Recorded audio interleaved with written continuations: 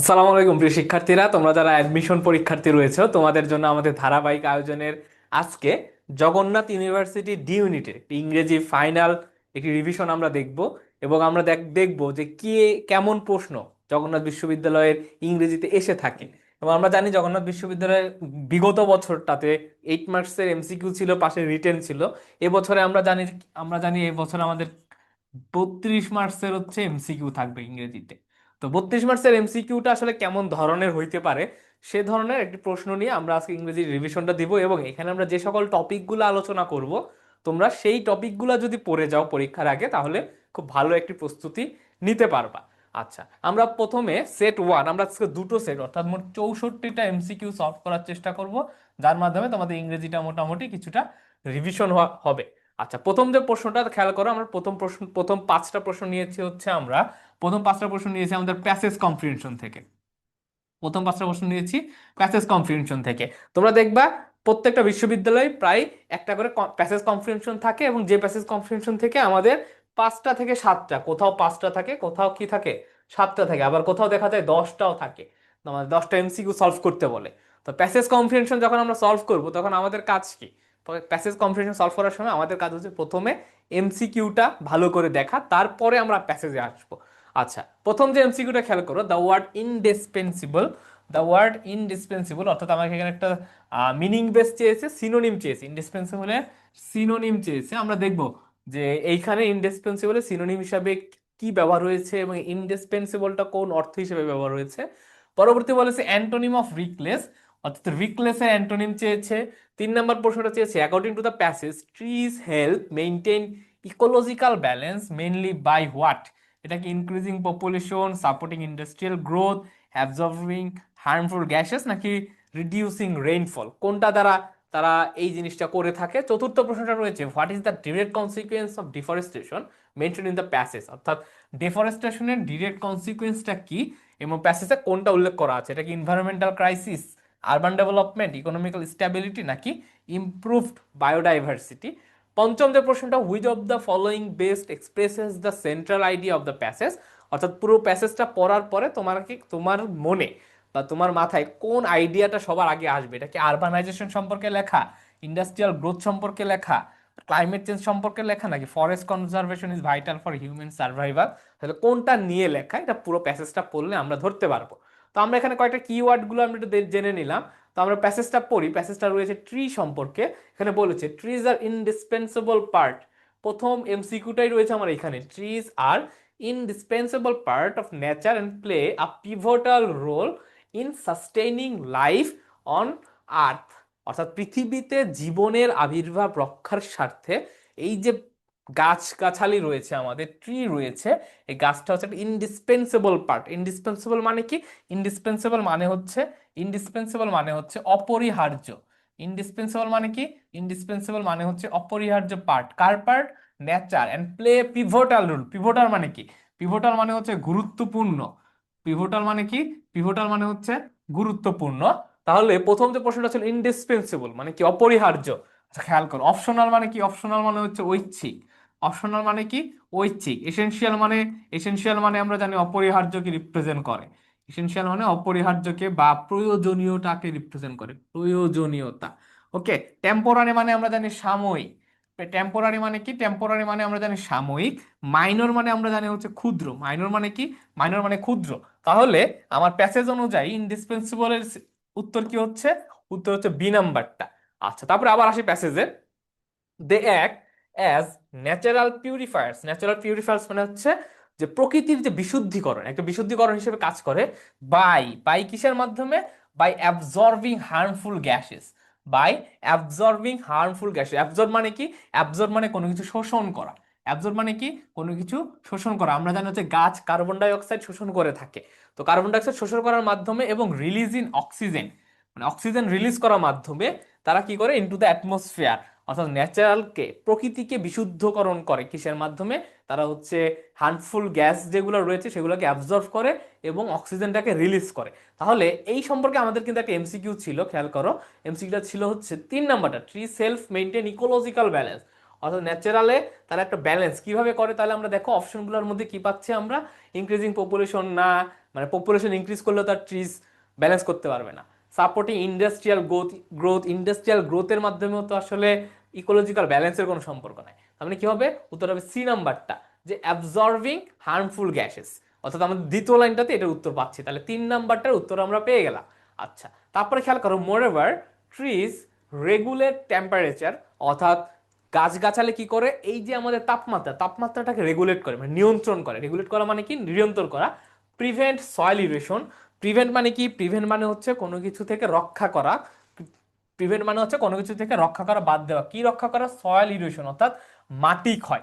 Soil erosion মানে কি, soil erosion মানে হচ্ছে ক্ষয়, মাটি ক্ষয়, ওকে। আর প্রিভেন্ট মানে কি, প্রিভেন্ট মানে হচ্ছে রক্ষা করা, মাটি ক্ষয় রক্ষা করে। অ্যান্ড সাপোর্ট বায়োডাইভার্সিটি, বায়োডাইভার্সিটি মানে হচ্ছে কি জীববৈচিত্র্য, by providing habitat for numerous species, অর্থাৎ বিভিন্ন প্রজাতি যে রয়েছে, বিভিন্ন প্রজাতির প্রাণী পশু পাখি রয়েছে, তাদেরকে হ্যাবিটেট, হ্যাবিটেট মানে কি, হ্যাবিটেট মানে হচ্ছে বাসস্থান, হ্যাবিটেট মানে হচ্ছে বাসস্থান, বাসস্থান দেওয়ার মাধ্যমে তারা হচ্ছে বায়োডাইভার্সিটি, যে জীববৈচিত্র্যটা রয়েছে সেটাকে তারা সাপোর্ট করছে। তারপরে কি বলছে খেয়াল করো, হাউএভার রিকলেস, এই ওয়ার্ডটা কিন্তু আমাদের এমসিকিউতে রয়েছে। Reckless deforestation driven by rapid urban expansion and industrial growth has severely disrupted ecological balance। অর্থাৎ রিকলেস মানে কি, রিকলেস মানে হচ্ছে অনিয়ন্ত্রিত, রিকলেস মানে কি, রিকলেস মানে হচ্ছে অনিয়ন্ত্রিত, রিকলেস মানে হচ্ছে কি, রিকলেস মানে হচ্ছে অনিয়ন্ত্রিত ডিফরেস্টেশন। অনিয়ন্ত্রিত ডিফরেস্টেশন মানে কি, মানে হচ্ছে বন নিধন।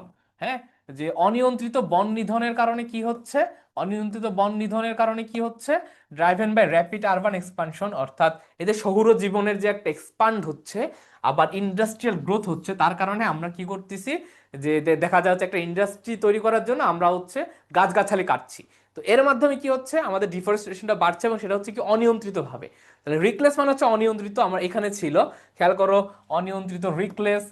রিকলেসের তাহলে আমার চেয়েছে হচ্ছে কি, রিকলেসের অ্যান্টোনিম চেয়েছে, তাহলে কেয়ারলেস মানে কি, কেয়ারলেস একটা নেগেটিভ কনসেপ্ট, থটলেস মানে চিন্তাহীন, এটা একটা নেগেটিভ কনসেপ্ট, ডেঞ্জারাস একটা নেগেটিভ কনসেপ্ট। এখানে পজিটিভ কি, কশাস, অর্থাৎ যেটা সচেতন ভাবে করা হয়, সচেতন ভাবে। তাহলে এটার অ্যান্টোনিম কি হচ্ছে, অ্যান্টোনিম হচ্ছে সি নাম্বারটা। আমরা তাহলে পড়তে পড়তেই 3টা উত্তর পেয়ে গেলাম। আচ্ছা, তারপরে খেয়াল করে বলছে যে ডিসরাপ্টেড ইকোলজিক্যাল ব্যালেন্স, ডিসরাপ্টেড মানে হচ্ছে কোনো কিছু হচ্ছে সমস্যা তৈরি করতেছে। কনসিকুয়েন্টলি, কনসিকুয়েন্টলি কি হচ্ছে, the planet is now experiencing alarming environmental crises such as climate change, global warming and irregular rainfall patterns। অর্থাৎ এই কারণে ক্লাইমেট কি করছে, ক্লাইমেটে এনভায়রনমেন্টাল ক্রাইসিস দেখা যাচ্ছে, ক্লাইমেট চেঞ্জ হচ্ছে, গ্লোবাল ওয়ার্মিং বৈশ্বিক উষ্ণতা বৃদ্ধি পাচ্ছে, ইররেগুলার রেইনফল অর্থাৎ অনিয়ন্ত্রিত বৃষ্টিপাত হচ্ছে। আচ্ছা, তারপরে বলছে the survival of future generation, অর্থাৎ ফিউচার জেনারেশনের যে সার্ভাইভাল বা অস্তিত্বটা, সেটা মেনলি ডিপেন্ডস করে, লার্জলি ডিপেন্ডস অন ইমিডিয়েট মানে কি তাৎক্ষণিক, ইমিডিয়েট মানে কি তাৎক্ষণিক, অ্যান্ড কালেকটিভ ইফোর্টস মানে কি সংঘবদ্ধ প্রচেষ্টা, কেউ একা প্রচেষ্টা করলে হবে না। মানে তুমি ধরো যে জানো গাছ লাগানো পরিবেশের জন্য ভালো, তুমি একা গাছ লাগায় বাড়িতে বসে থাকলা, হবে না। তোমাকে কি করতে হবে, মানুষকে সচেতন করতে হবে, সমাজকে সচেতন করতে হবে।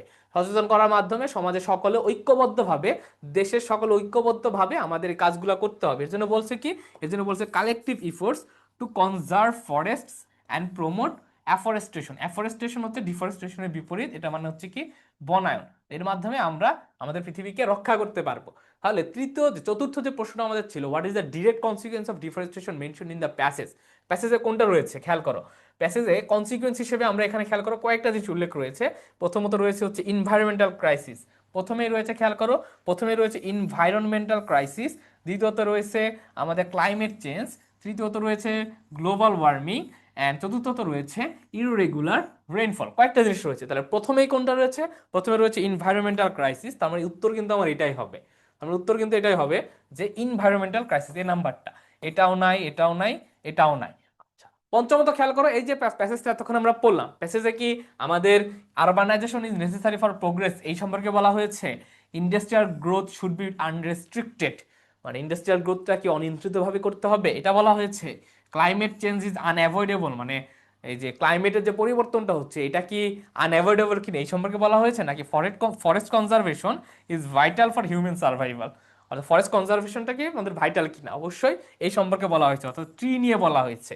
ট্রি কনজারভেশন মানে এটাই হচ্ছে ফরেস্ট কনজারভেশন, মানে 5 উত্তরটা হচ্ছে ডি।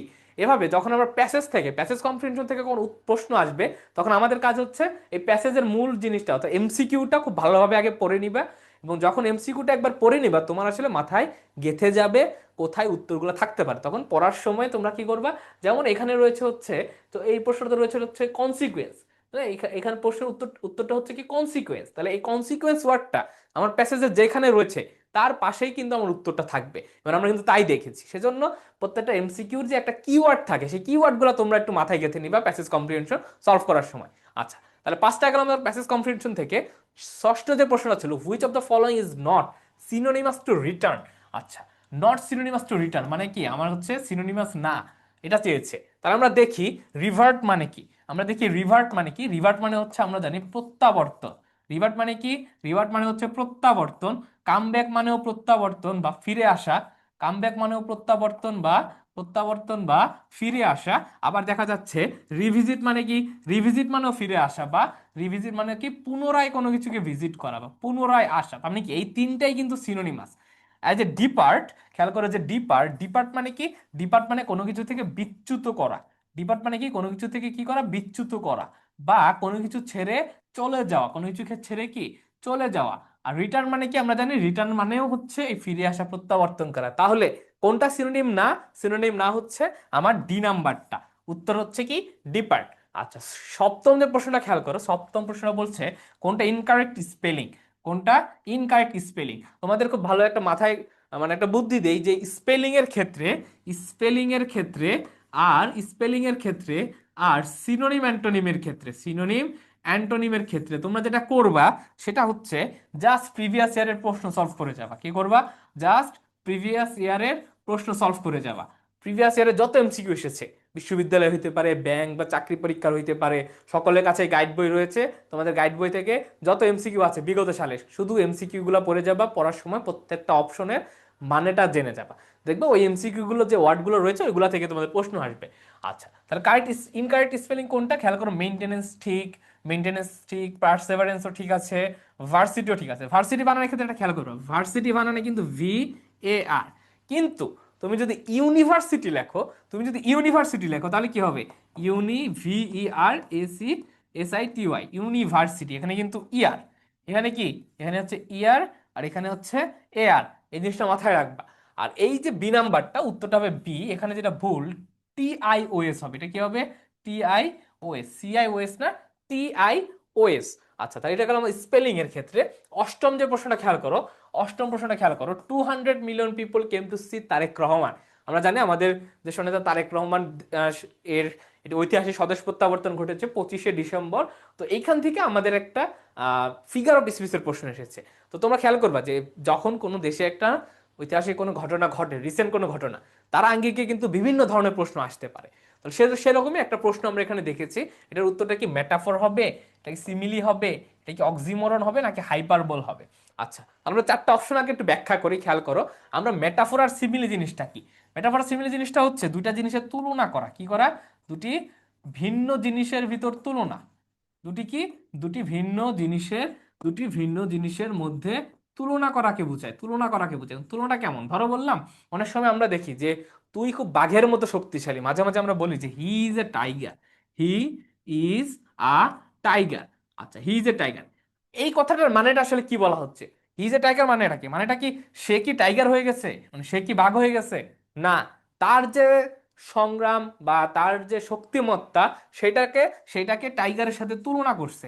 এই যে দুইটা ভিন্ন জিনিসের সাথে তুলনা হইলো, এগুলার ক্ষেত্রে হয় সিমিলি হবে নয়তো মেটাফর হবে। তাহলে কখন কোনটা হবে, যখন আমরা দেখব তুলনার ক্ষেত্রে, যখন দেখব তুলনার ক্ষেত্রে অ্যাজ অথবা লাইক, অ্যাজ অথবা লাইক ব্যবহার হবে, তখন সেটাকে বলবো কি, তখন সেটাকে বলবো সিমিলি, সিমিলি।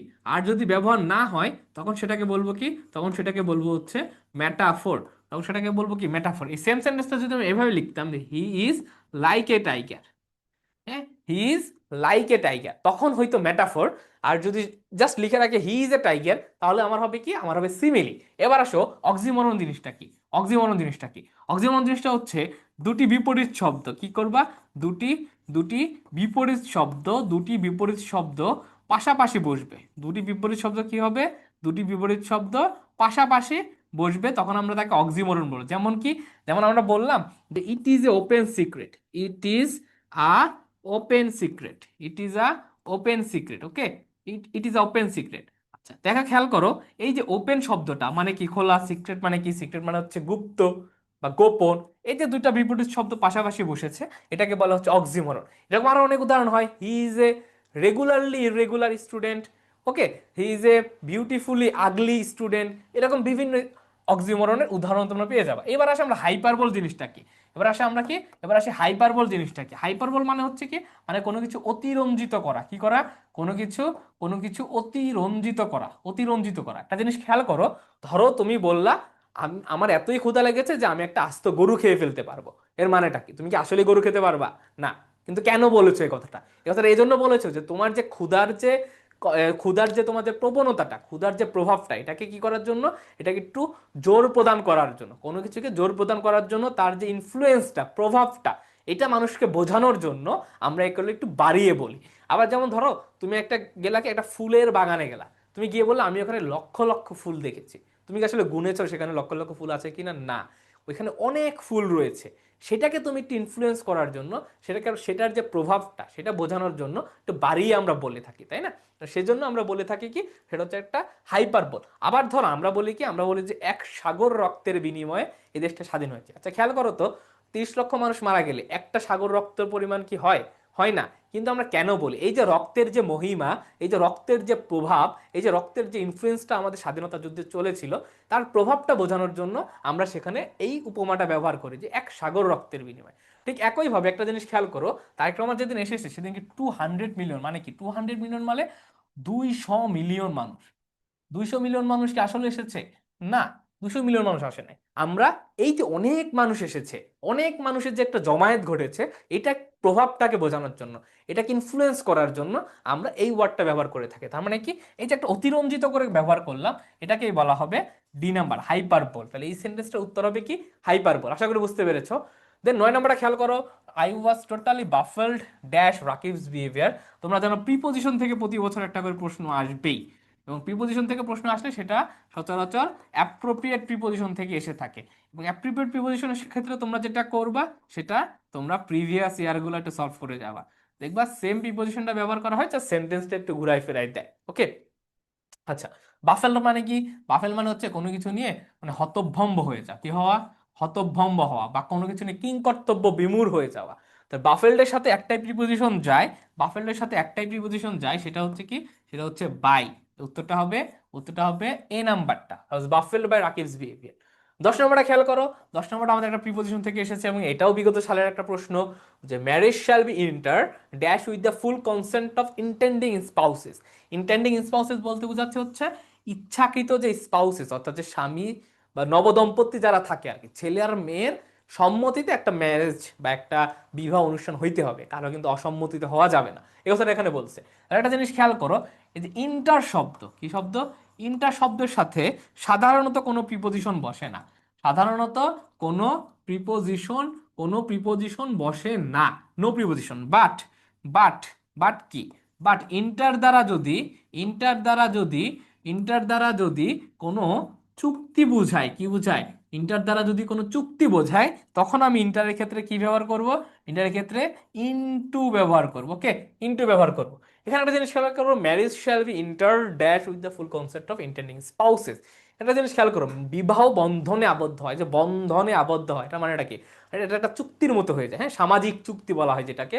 তো সেজন্য এখানে হবে কি, ইন্টারের সাথে ইন্টার, ইন্টার ইনটু, হ্যাঁ, inter into, inter into with the full concept of intending spouses. তাহলে উত্তরটা হবে কি, সি নাম্বারটা, হ্যাঁ, entered with the full concept, consent of intending spouses. Consent মানে কি, কনসেন্ট মানে হচ্ছে কোনো কিছুতে সম্মতি প্রদান করা, কি করা, কনসেন্ট মানে হচ্ছে কোনো কিছুতে সম্মতি, হ্যাঁ, একমত প্রকাশ করাকে রিপ্রেজেন্ট করে। আচ্ছা 11 নম্বরটা খেয়াল করো, 11 নম্বরটা হচ্ছে আর একটা figure of speech, water water everywhere not any drop to drink. আচ্ছা এটা হচ্ছে আমরা জানি the rime of ancient mariner থেকে নেওয়া, the rime of, the rime of ancient mariner, ancient mariner, এই যে একটা গীতি কবিতা রয়েছে ম্যারিনার, এটা একটা ব্যালেড, এটা কি, এটা হচ্ছে একটা rime, rime of ancient mariner কি, এটা একটা ব্যালেড, এটা একটা ব্যালেড, তো এই ব্যালেট থেকে নেওয়া হচ্ছে। তো এই যে রাইম পাঞ্কচুয়েশনের এই লাইনটা, এটা দ্বারা কি বোঝাচ্ছে? আইরনি, অ্যালিটারেশন, মেটাফোর নাকি পার্সনিফিকেশন? আমরা আগের প্রশ্নে মেটাফোর দেখেছি, গুরুত্বপূর্ণের ভিতরে হচ্ছে পার্সনিফিকেশন। পার্সনিফিকেশন মানেটা কি? পার্সনিফিকেশন মানেটা হচ্ছে, পার্সনিফিকেশন মানে হচ্ছে, ধরো কোন একটা কাজ যেটা আসলে সবসময় মানুষ করে থাকে, মানুষ ভিন্ন কেউ করতে পারবে না, সেই কাজটাকে তুমি যদি মানুষ না এমন কারো উপর আরোপ করো, তাহলে সেটা হবে পার্সনিফিকেশন। যেমন কি, যেমন বললাম দ্য এক্সাম, যেমন কি বললাম, the the exam is knocking, the exam is, the exam is knocking, knocking at the door, the exam is knocking at the door. একটা জিনিস খেয়াল কর, এই যে দরজায় করা নাড়া, এই যে দরজায় করা নাড়া, হ্যাঁ, এই যে নক করার কাজটা, এই কাজটা কে করে? মানুষ করে। কিন্তু এই বাক্যে আসলে কে করতেছে? এক্সাম করতেছে। আসলে কি এক্সাম নক করার কাজ করতে পারে না?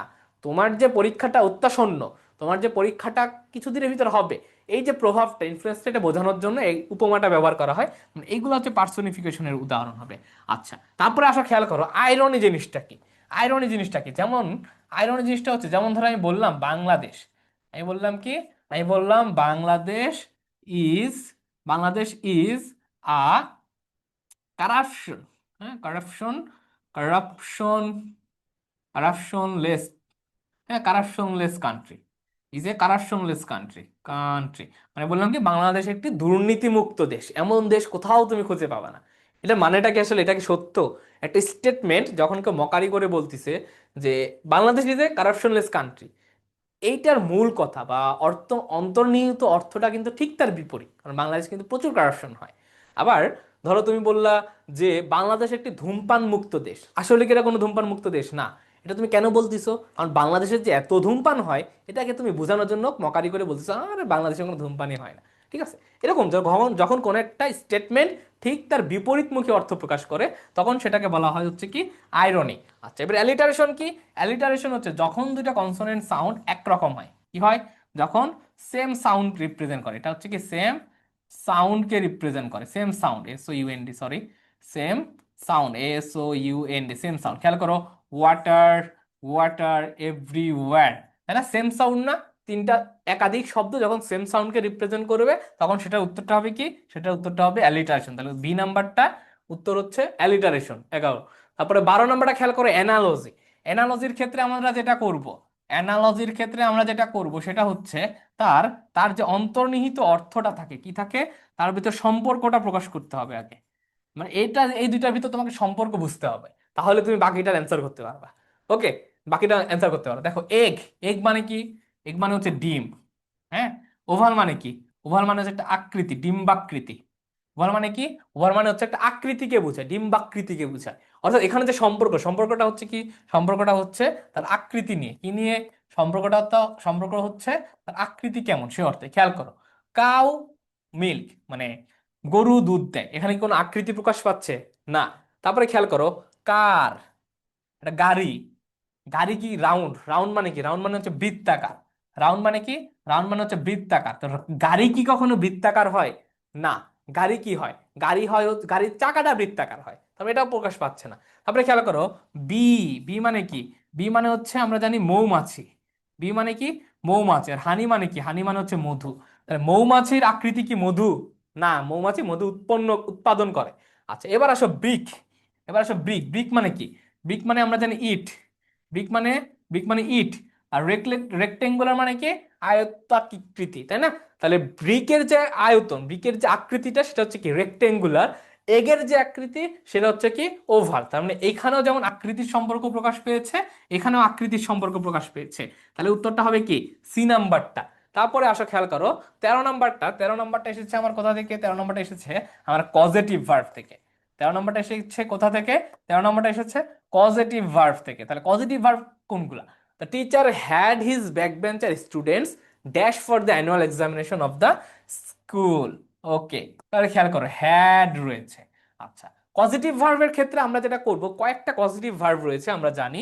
সেটা হচ্ছে, প্রথমত আমরা এই সাইডে দেখি পজিটিভ ভার্ব কোনগুলো রয়েছে। প্রথমত আমরা দেখব হ্যাভ, হ্যাজ, হ্যাড। তারপরে দেখব গেট, গট, গটেন। তারপরে দেখব আমরা লেট। তারপরে দেখব আমরা হেল্প।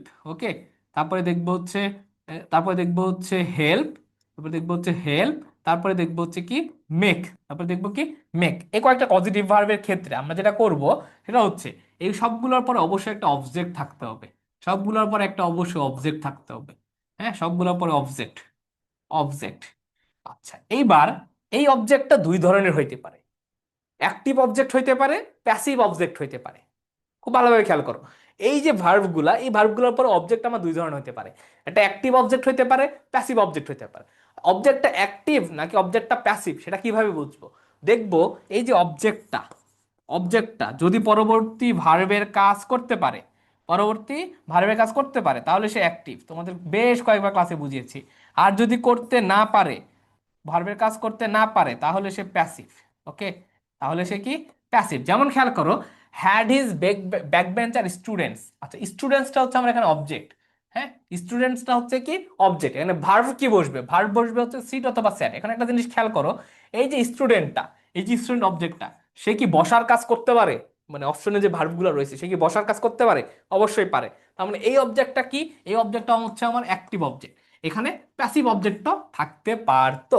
তাহলে এই যে হ্যাভ হ্যাজ হ্যাড এর ক্ষেত্রে যখন আমার অ্যাক্টিভ অবজেক্ট আসবে, যখন অ্যাক্টিভ অবজেক্ট আসবে তখন আমি কি দিব? V one. যখন প্যাসিভ অবজেক্ট আসবে তখন আমি কি দিব? ভি3। ওকে, তারপরে খেয়াল করো, যখন আমার গেটের ক্ষেত্রে অ্যাক্টিভ অবজেক্ট আসবে, অ্যাক্টিভ অবজেক্ট আসবে তখন আমি দিব 2 + ভি1। গেটের ক্ষেত্রে যখন প্যাসিভ অবজেক্ট আসবে তখন আমি দিব হচ্ছে কি? ভি3। সেম প্যাসিভের ক্ষেত্রে ভি3 সেম। আচ্ছা, দেন আমরা দেখবো লেটের ক্ষেত্রে, আমরা কি দেখব? আমরা দেখব লেটের ক্ষেত্রে যখন আমার অ্যাক্টিভ অবজেক্ট আসবে তখন আমরা কি দিব? আমরা দিব ভি1। লেটের ক্ষেত্রে প্যাসিভ অবজেক্ট আসলে আমরা দিব বি+ভি3। কি দিব? বি+ভি3। আচ্ছা, তারপরে খেয়াল করো হেল্পের ক্ষেত্রে, তারপরে খেয়াল করো হেল্পের ক্ষেত্রে সচরাচর একটাই অবজেক্ট থাকে এবং তারপরে আমরা আমরা ভি1ও ইউজ করতে পারি, আবার 2+ভি1 দুইটা ইউজ করতে পারি। ভি1ও ইউজ করতে পারি, 2+ভি1ও ইউজ করতে পারি। এখন আমি কখন কোনটা দিব? তোমরা প্রায়োরিটি রাখবা ভি1টা, প্রায়োরিটিতে রাখবা ভি1। অপশনে যদি ভি1 না থাকে তখন 2+ভি1 দিবা। ওকে, আর মেকের পরে সবসময় ভি1 বসে। এবার খেয়াল করো, যেহেতু আমার এখানে হ্যাভ এজ হ্যাড, হ্যাডের পরে অ্যাক্টিভ অবজেক্ট রয়েছে, হ্যাভের পরে অ্যাক্টিভ অবজেক্ট রয়েছে, তাহলে আমি কি দিব? ভি1 দিব। অপশন থেকে এখন আমি ভি1 খুঁজে বের করব। এটা ভি1 না, হুম, এটাও আমার ভি1 না। আচ্ছা, এটাও ভি1 না, এটা হচ্ছে সেট হবে ভি1। তাহলে উত্তর কি হচ্ছে আলটিমেটলি? বি নম্বরটা। জাস্ট অবজেক্টটা অ্যাক্টিভ নাকি প্যাসিভ তার উপর ডিপেন্ড করে তোমরা এটা খুব ইজিলি ধরতে পারবা পজিটিভ ভার্বের ক্ষেত্রে। ওকে, তারপরে 14 নম্বরটা খেয়াল করো, চুজ দ্য কারেক্ট সেন্টেন্স। আচ্ছা, এটা এসেছে মেইনলি নাউনের পার্ট থেকে। কোথা থেকে? নাউনের পার্ট থেকে। একটা জিনিস খেয়াল করো, আচ্ছা, এটা জিনিস খেয়াল করো যে ইনফরমেশন কি? ইনফরমেশন এটা কি? ইনফরমেশন একটা আনকাউন্টেবল নাউন। ইনফরমেশন একটা আনকাউন্টেবল নাউন। আমরা কি জানি? আমরা জানি আনকাউন্টেবল নাউন কখনো কি হয় না? আনকাউন্টেবল নাউন কখনো প্লুরাল হয় না। আনকাউন্টেবল নাউন কখনো কি হয় না? প্লুরাল হয় না। তার মানে কি? মানে এ নাম্বারটা আমার কি? এ নাম্বারটা বাদ। ওকে, তারপরে খেয়াল করো, তারপরে খেয়াল করো we take decision based on some information. এই যে ডিসিশন ওয়ার্ডটা, এই যে ডিসিশন ওয়ার্ডটা, ডিসিশন ওয়ার্ডটা এটা কি? এটা একটা কাউন্টেবল নাও। এটা কি? এটা একটা কাউন্টেবল নাও এবং countable common noun. Countable common noun. আমরা কি জানি? আমরা জানি কমন নাউনকে তুমি যদি একটা বাক্যে বসাতে চাও তাহলে এই কমন নাউনের পূর্বে যদি তাকে সিঙ্গুলার থাকে, হয় আমাকে আর্টিকেল বসাইতে হবে, নইলে কোনো একটা ডিটারমিনার বসাইতে হবে। হ্যাঁ, অথবা অথবা এই কমন নাউনটাকে আমাকে প্লুরাল করতে হবে। কি করতে হবে? প্লুরাল করতে হবে। খেয়াল করো সি নাম্বার অপশনটাতে ডিসিশন শব্দটা সিঙ্গুলার রয়েছে। কি রয়েছে? সিঙ্গুলার রয়েছে, কিন্তু কিন্তু তার পূর্বে কোনো আর্টিকেল বা ডিটারমিনার নাই। তার পূর্বে কোনো আর্টিকেল বা ডিটারমিনার নাই, তার মানে এটাও হবে না। আলটিমেটলি উত্তরটা হবে বি নাম্বারটা, উই টেক ডিসিশনস। হয় আমাকে কমন নাউনের পূর্বে আর্টিকেল বা কোনো ডিটারমিনার ইউজ করতে হবে, অথবা এই ডিসিশন শব্দটাকে কি করতে হবে? প্লুরাল করতে হবে। তাই আলটিমেটলি উত্তরটা হচ্ছে বি নাম্বারটা। 15 নম্বর, চুজ দ্য কারেক্ট স্পেলিং। আচ্ছা, স্পেলিং, স্পেলিং বলছে এক্সেসরিজ। খেয়াল করো এক্সেসরিজ এর কথা বলছে। আচ্ছা, চুজ দ্য কারেক্ট স্পেলিং। ওকে, আচ্ছা, তার মানে স্পেলিং এর ক্ষেত্রে দেখো এখানে হচ্ছে একটা ই লাগবে, সে ইটা নাই। তারপরে হচ্ছে এখানে ডাবল এস হবে, এই এসটাও আসলে নাই। এখানে কারেক্ট স্পেলিং আমার দুইটা, খেয়াল করো এ নাম্বারটাও কারেক্ট, সি নাম্বারটাও কারেক্ট। তো যখন এরকম খেয়াল করবা যে যখন দুইটা অপশন তোমার সঠিক থাকবে তখন তুমি কি করবে? প্রথমটা উত্তর নেওয়ার চেষ্টা করবে। তাহলে উত্তরটা হবে কি? এক্সেসরিজ। আচ্ছা, 16 নম্বরটা খেয়াল করো। 16 নম্বরটা এসেছে আমাদের আমাদের ন্যারেশন থেকে, খুবই সহজ এবং সবচেয়ে সহজ টপিক, আমরা 9 10 ন্যারেশনটা পড়ে থাকি। আচ্ছা, ন্যারেশনের ক্ষেত্রে খেয়াল করে বলছে he said I walk a mile every day. জিনিস খেয়াল করবা, সচরাচর ন্যারেশনে আমরা টেন্সের ব্যবহার তো বিভিন্নভাবে করে থাকি, কিন্তু কিন্তু যদি এই যে ইনডিরেক্ট স্পিচটা, এই যে ডিরেক্ট স্পিচটা যদি আমার চিরন্তন সত্য হয়, স্পিচটা কি হয়, স্পিচটা যদি আমার স্পিচটা যদি আমার চিরন্তন সত্য হয়, অথবা অভ্যাসগত কর্ম হয়, চিরন্তন সত্য বা অভ্যাসগত কর্ম হয়, বা কোনো বৈজ্ঞানিক সত্য হয়, তখন এই টেন্সের নো চেঞ্জ, তখন টেন্সের কোনো পরিবর্তন করা যাবে না। টেন্স পরিবর্তন টেন্স পরিবর্তন হবে টেন্স পরিবর্তন হবে না। তার মানে এই যে ওয়াক প্রেজেন্ট ইনডিফিনিট টেন্সে রয়েছে, প্রেজেন্ট ইনডিফিনিট টেন্সে রয়েছে, এটাকে আমাকে ইনডিরেক্টে যখন রূপান্তর করব প্রেজেন্ট ইনডিফিনিট টেন্সেই রাখতে হবে। তো একটা ন্যারেশনের ক্ষেত্রে আমরা বিভিন্ন ধরনের পরিবর্তন করি। আমরা রিপোর্টেড ভার্বের পরিবর্তন করি, তারপরে প্রোনাউনের পরিবর্তন করি, তারপরে একটা কানেক্টরের পরিবর্তন করে থাকি, তাই না, কানেক্টরের পরিবর্তন করে থাকি, তারপরে টেন্সেরও পরিবর্তন করে থাকি। আচ্ছা, আর কি পরিবর্তন করি, আর হচ্ছে কিছু স্পেশাল ওয়ার্ড থাকে, সেই ওয়ার্ডগুলোরও পরিবর্তন করে থাকি। 5 ধরনের পরিবর্তন সচরাচর হয়। তো স্পিচটা যখন আমার স্পিচটা এরকম সত্য বা অভ্যাসগত কর্ম বোঝাবে, তখন কি সবগুলোর পরিবর্তন হবে, ভার্বেরও পরিবর্তন হবে, প্রোনাউনেরও পরিবর্তন হবে, ভার্ব বলতে হচ্ছে রিপোর্টেড ভার্ব, পরিবর্তন হবে, আবার কানেক্টরেরও পরিবর্তন হবে, আর ওয়ার্ড থাকলে ওয়ার্ডেরও পরিবর্তন হবে, জাস্ট টেন্সের কোনো পরিবর্তন হবে না। ঠিক আছে, তাহলে হি সেইড, একটা জিনিস খেয়াল করবা, যখন শুধু সেইড থাকবে তখন রিপোর্টেড ভার্বও আমাকে সেইডই দিতে হবে। আর যদি আমার সেই টু থাকতো তাহলে আমাকে রিপোর্টেড ভার্ব টোল্ড দিতে হইতো। ঠিক আছে। আচ্ছা, তারপরে খেয়াল করো, তাহলে সে অনুযায়ী খেয়াল করো, হি সেইড দ্যাট, সবগুলা ঠিক আছে।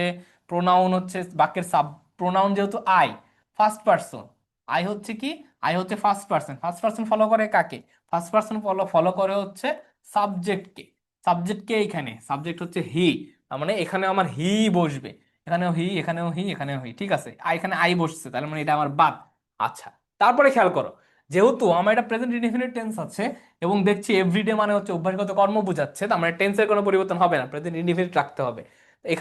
এখানে খেয়াল করো V2 পাস্ট ইনডিফিনিট, এখানে হচ্ছে প্রেজেন্ট কন্টিনিউয়াস, তার মানে কি এটাও বাদ, এটাও বাদ। আলটিমেটলি আলটিমেটলি আমার উত্তরটা হচ্ছে বি নাম্বারটা। ওকে। তারপরে খেয়াল করো 17 number, the girl broke the cup.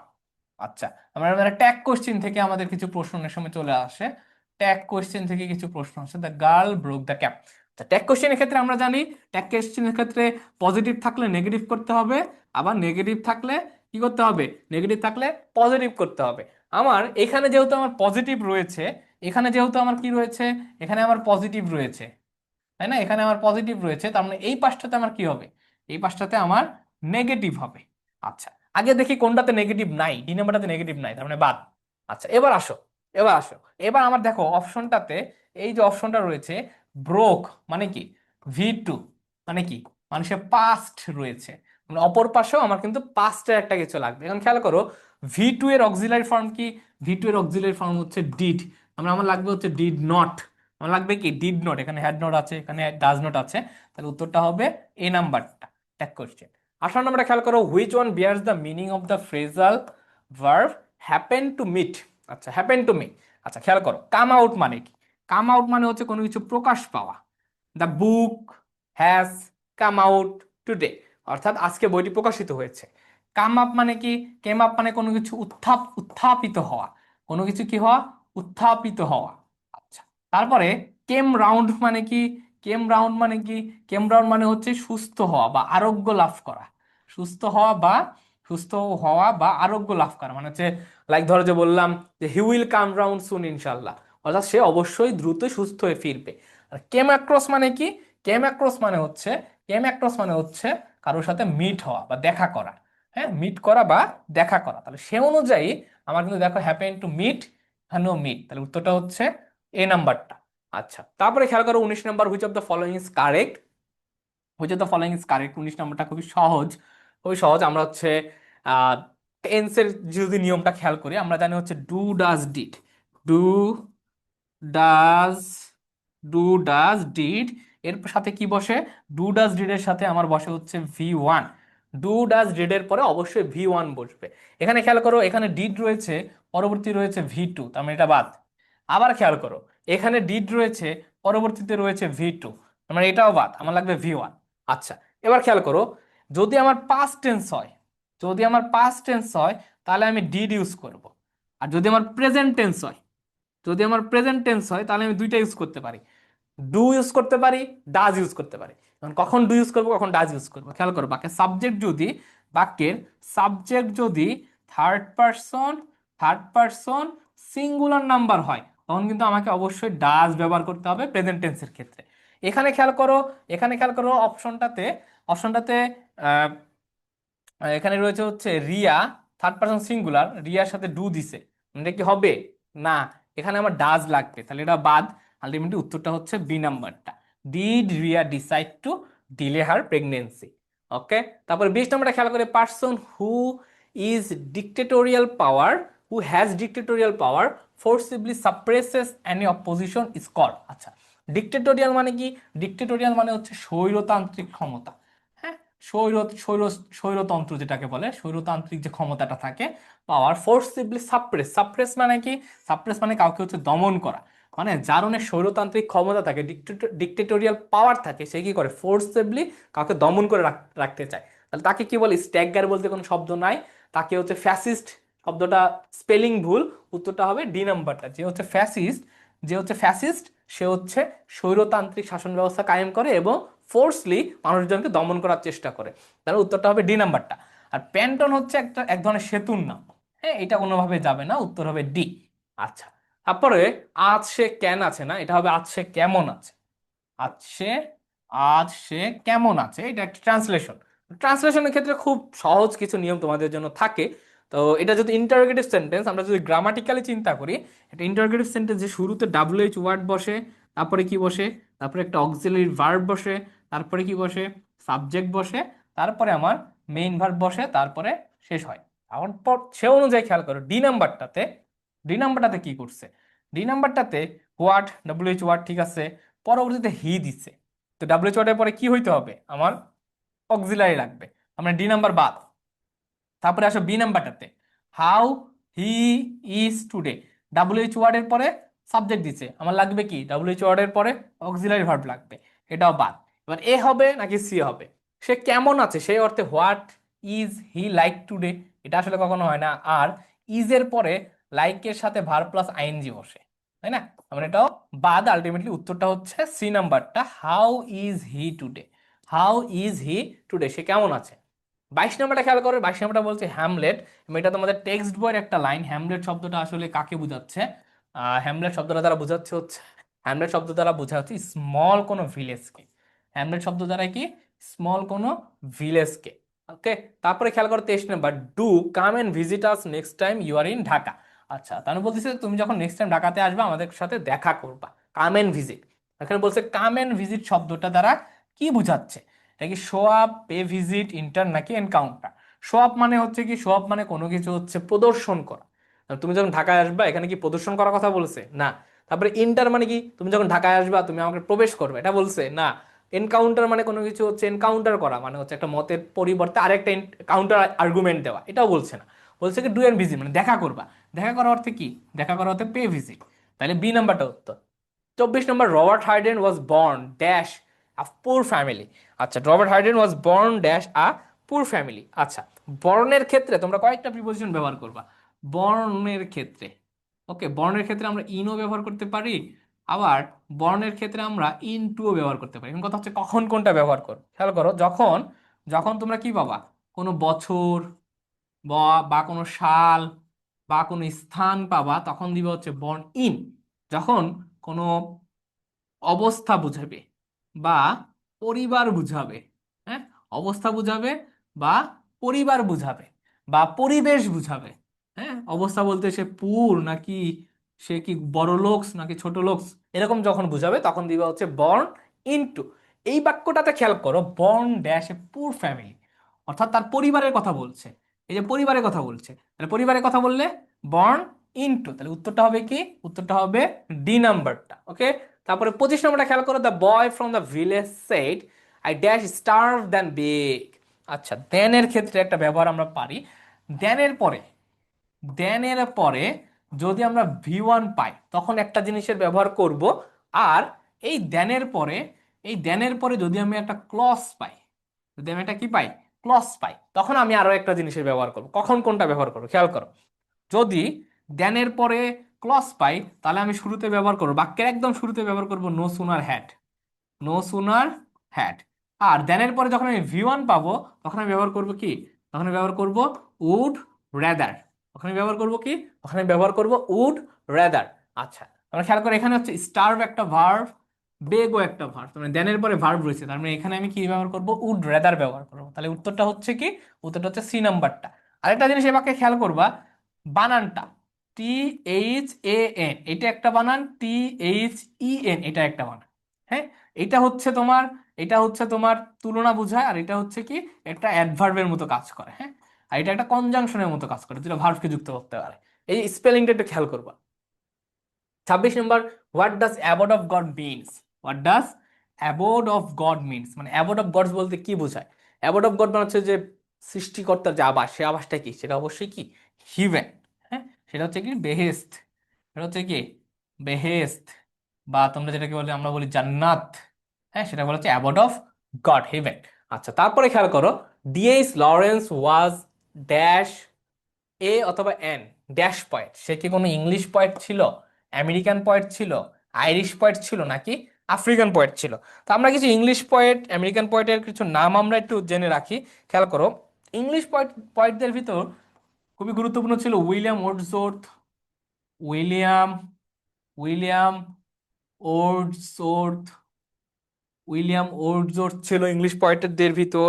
তারপরে হচ্ছে আমাদের জন কিটস ছিল, জন কিটস, জন জন কিটস ছিল ইংলিশ পয়েন্টদের ভিতর। তারপরে আমাদের ছিল P.B. শ্যালে ছিল, P.B. শ্যালে ছিল। তারপর হচ্ছে লর্ড বায়রন ছিল, লর্ড বায়রন ছিল, যে সবার জন্য ব্রিটেনের দিকে, মানে ওদেরকে ইংলিশ পয়েন্ট নামে ডাকা হয়। আবার ছিল উইলিয়াম ব্লেক, এ ছিল উইলিয়াম উইলিয়াম ব্লেক, এরা ছিল ইংলিশ পয়েন্ট। ওকে, আচ্ছা, এবার খেয়াল করো, আমেরিকান পয়েন্ট কারা ছিল, আমেরিকান পয়েন্ট কারা ছিল? আমেরিকান পয়েন্ট হিসেবে ছিল আমাদের, আমেরিকান পয়েন্ট হিসেবে ছিল ল্যাংস্টন হিউজেস, ল্যাংস্টন হিউজেস ছিলেন আমেরিকান পয়েট। আবার আমাদের বিখ্যাত Robert frost, Robert Robert frost ছিলেন আমেরিকান পয়েট। আচ্ছা, ইমিলি ডিকিনসন ছিলেন আমেরিকান পয়েট, ইমিলি ডিকিনসন ছিলেন American poet, Emily Emily Dickinson ছিলেন আমেরিকান পয়েট। ওকে, কয়েকটা জিনিস মোটামুটি পড়লে হয়। আইরিশ পয়েটদের ভিতর আমাদের বইতে কিন্তু একটাই আছে, W.B. ইয়েটস। ওকে, আইরিশ পয়েটদের ভিতর রয়েছে হচ্ছে ডাব্লিউ বি ইয়েটস, WEATS। তো এই কয়েকটা পয়েমের নাম যদি একটু মনে রাখো তাহলে খুব ইজিলি পরীক্ষাতে পারবা। তাহলে ডিএস লরেন্স আসলে কি ছিল? সে ছিল ডিএস লরেন্স, ডিএস লরেন্স ছিল মেনলি একজন ইংলিশ পয়েট। তাহলে এই উত্তরটা হচ্ছে কি, উত্তরটা হচ্ছে এ নাম্বারটা। আমাদের বইতে আরেকজনের কথা আছে, সেটা হচ্ছে ল্যাংস্টন হিউজেস, তিনি হচ্ছেন তিনি হচ্ছেন আমেরিকান পয়েট। 28 নম্বরটা দেখবো, what is the adjective of marriage, অর্থাৎ বিবাহ শব্দের বিবাহ শব্দের আসলে বিশেষণটা কি? ম্যারিং এটা হচ্ছে ভার্ব প্লাস আইএনজি, জিরান্ডের মতো কাজ করে, আর জিরান্ড একটা নাউন হয়। ম্যারি বলতে কোনো শব্দ নাই, ম্যারিটা হচ্ছে একটা ভার্ব। এটা উত্তরটা হবে কি, নুপচিয়াল। এটার উত্তরটা হবে ডি নাম্বারটা, অর্থাৎ অ্যাডজেক্টিভ হবে কি, অ্যাডজেক্টিভ হবে ডি নাম্বারটা। ওকে, এরকম ধরো যে সানের ধরো একটা থাকে লুনার। হ্যাঁ, সানের একটা থাকে হচ্ছে লুনার। তো এরকম কিছু অ্যাডজেক্টিভ, মানে একটু স্বাভাবিক নিয়মের বাইরে কিছু অ্যাডজেক্টিভ থাকে যেটা একটা ভিন্ন অর্থ প্রকাশ করে না, মানে মূল শব্দের থেকে একটু ভিন্ন। হ্যাঁ, তো এই যে সরি, সান লুনার, মুনের ক্ষেত্রে লুনার হয়, মুনের ক্ষেত্রে লুনার হয়। হ্যাঁ, মুনের ক্ষেত্রে লুনার হয়। তো এই এই জিনিসগুলো একটু তোমরা একটু পড়বা। তারপরে খেয়াল করো 29 নম্বরটা, she reassured me that she dash the invitation card. আচ্ছা, এটা হচ্ছে আমাদের রাইট ফর্ম ভার্বের sequence of tense, right form ভার্বের সিকোয়েন্স অফ টেন্স থেকে আসছে। আমার দ্যাটের এই পাশে যেহেতু পাস্ট ইনডিফিনিট রয়েছে, এই পাশে পাস্ট ইনডিফিনিট থাকলে অপর পাশে আমাকে কি দিতে হবে, অপর পাশে পাস্ট পারফেক্ট দিতে হবে। আর পাস্ট পারফেক্ট রয়েছেই একটা, হ্যাড পোস্টেড। একটা জিনিস খেয়াল করো, she reassured me that she dash the invitation card. Next day. ধরো এখানে একটা ফিউচার ইন্ডিকেটর থাকলো, কি থাকলো, এখানে একটা ফিউচার ইন্ডিকেটর থাকলো। যখন দ্যাট যুক্ত একটা ক্লসের এক পাশে পাস্ট ইনডেফিনিট, অপর পাশে ফিউচার ইন্ডিকেটর রয়েছে, তখন কিন্তু আমাকে would plus V one use করতে হইতো, উড প্লাস ভি ওয়ান। আর ফিউচার ইন্ডিকেটর না থাকলে আমি পাস্ট পারফেক্ট ইউজ করব। বুঝছো, দুইটা নিয়ম, কিন্তু দুইটা নিয়ম নোট করে রাখবা। 30 নম্বরটা খেয়াল করো। 30 নম্বরটা, everything including the expensive red card dash bought by him. আচ্ছা, এখানে বাক্যের যে সাবজেক্টটা খেয়াল করো, ইনক্লুডিং, ইনক্লুডিং বাক্যের সাবজেক্টটা হচ্ছে কি, বাক্যের সাবজেক্টটা হচ্ছে এভরিথিং। এভরিথিং শব্দ, এভরিথিং মানে এভরি যুক্ত যত শব্দ আছে, এভরি যুক্ত যত শব্দ আছে সবগুলা কি করে, সবগুলা সিঙ্গুলার। আর বাক্যের সাবজেক্ট যখন সিঙ্গুলার হয়, বাক্যের ভার্বও তখন সিঙ্গুলার হয়। সে অনুযায়ী সিঙ্গুলার ভার্ব রয়েছে একটা, সেটা হচ্ছে ওয়াজ, এই নাম্বারটা। আচ্ছা, 31 নম্বর, he is going to open a shop, make it passive. Passive sentence করতে বলছে, he is going to open a shop. আচ্ছা, প্যাসিভ করি আমরা, যখন দেখবা is going to, am going to, are going to, হ্যাঁ, অর্থাৎ B plus going to plus V one থাকে, B plus going to plus V one থাকে, তখন কাজ কি, এগুলো একটা মডাল ভার্ব। আর মডাল ভার্বের ক্ষেত্রে আমাদের কি করতে হবে, এই যে ভি ওয়ানটা, এটা শুরুতে বি প্লাস ভি থ্রি করতে হবে। হ্যাঁ, B plus V three, B ওয়ানটাকে বি প্লাস ভি থ্রিতে রূপান্তর করতে হবে, বাকিগুলো সেম থাকবে। ওকে, তাহলে he is going to open a shop, তাহলে বাক্যের যে অবজেক্টটাকে সাবজেক্টে আনবো, শুরুতে এ শপ হবে, a shop, a shop, is going to কিন্তু সেম থাকবে, এটা কোনো পরিবর্তন হবে না সাবজেক্ট অনুযায়ী। সব ইজ গোয়িং টু, এই যে বি, এই যে বি, তারপরে V three open, V three open, তাহলে উত্তরটা হচ্ছে কি, উত্তরটা হচ্ছে বি নাম্বারটা। 32 নম্বরটা, who wrote the poem the tiger, who wrote the poem the tiger, the tiger, the lamb, হ্যাঁ, এই যে কবিতাগুলো রয়েছে, এই সবগুলো কবিতা লিখেছেন আমাদের বিখ্যাত উইলিয়াম ব্লেক, উইলিয়াম ব্লেক। তোমরা হচ্ছে, তোমরা রবার্ট হাইডেনের কবিতা পাবা বইতে, মায়া অ্যাংলোর হচ্ছে অ্যালোন পয়েমটা পাবা, অ্যালোন পয়েমটা পাবা, রবার্ট ফ্রস্টের হচ্ছে তোমরা কবিতা পাবা। তো কোন লেখক কোন কবিতাগুলো লিখেছে তোমাদের টেক্সট বইয়ে যাদের নাম উল্লেখ আছে, প্রত্যেকের নামগুলো তোমরা বিস্তারিত পড়বা। তাহলে এর মাধ্যমে আমরা একটা সেট সম্পন্ন করলাম। আমরা আজকে আরো 32টা এমসিকিউ দেখবো, আরো 32টা এমসিকিউ দেখবো।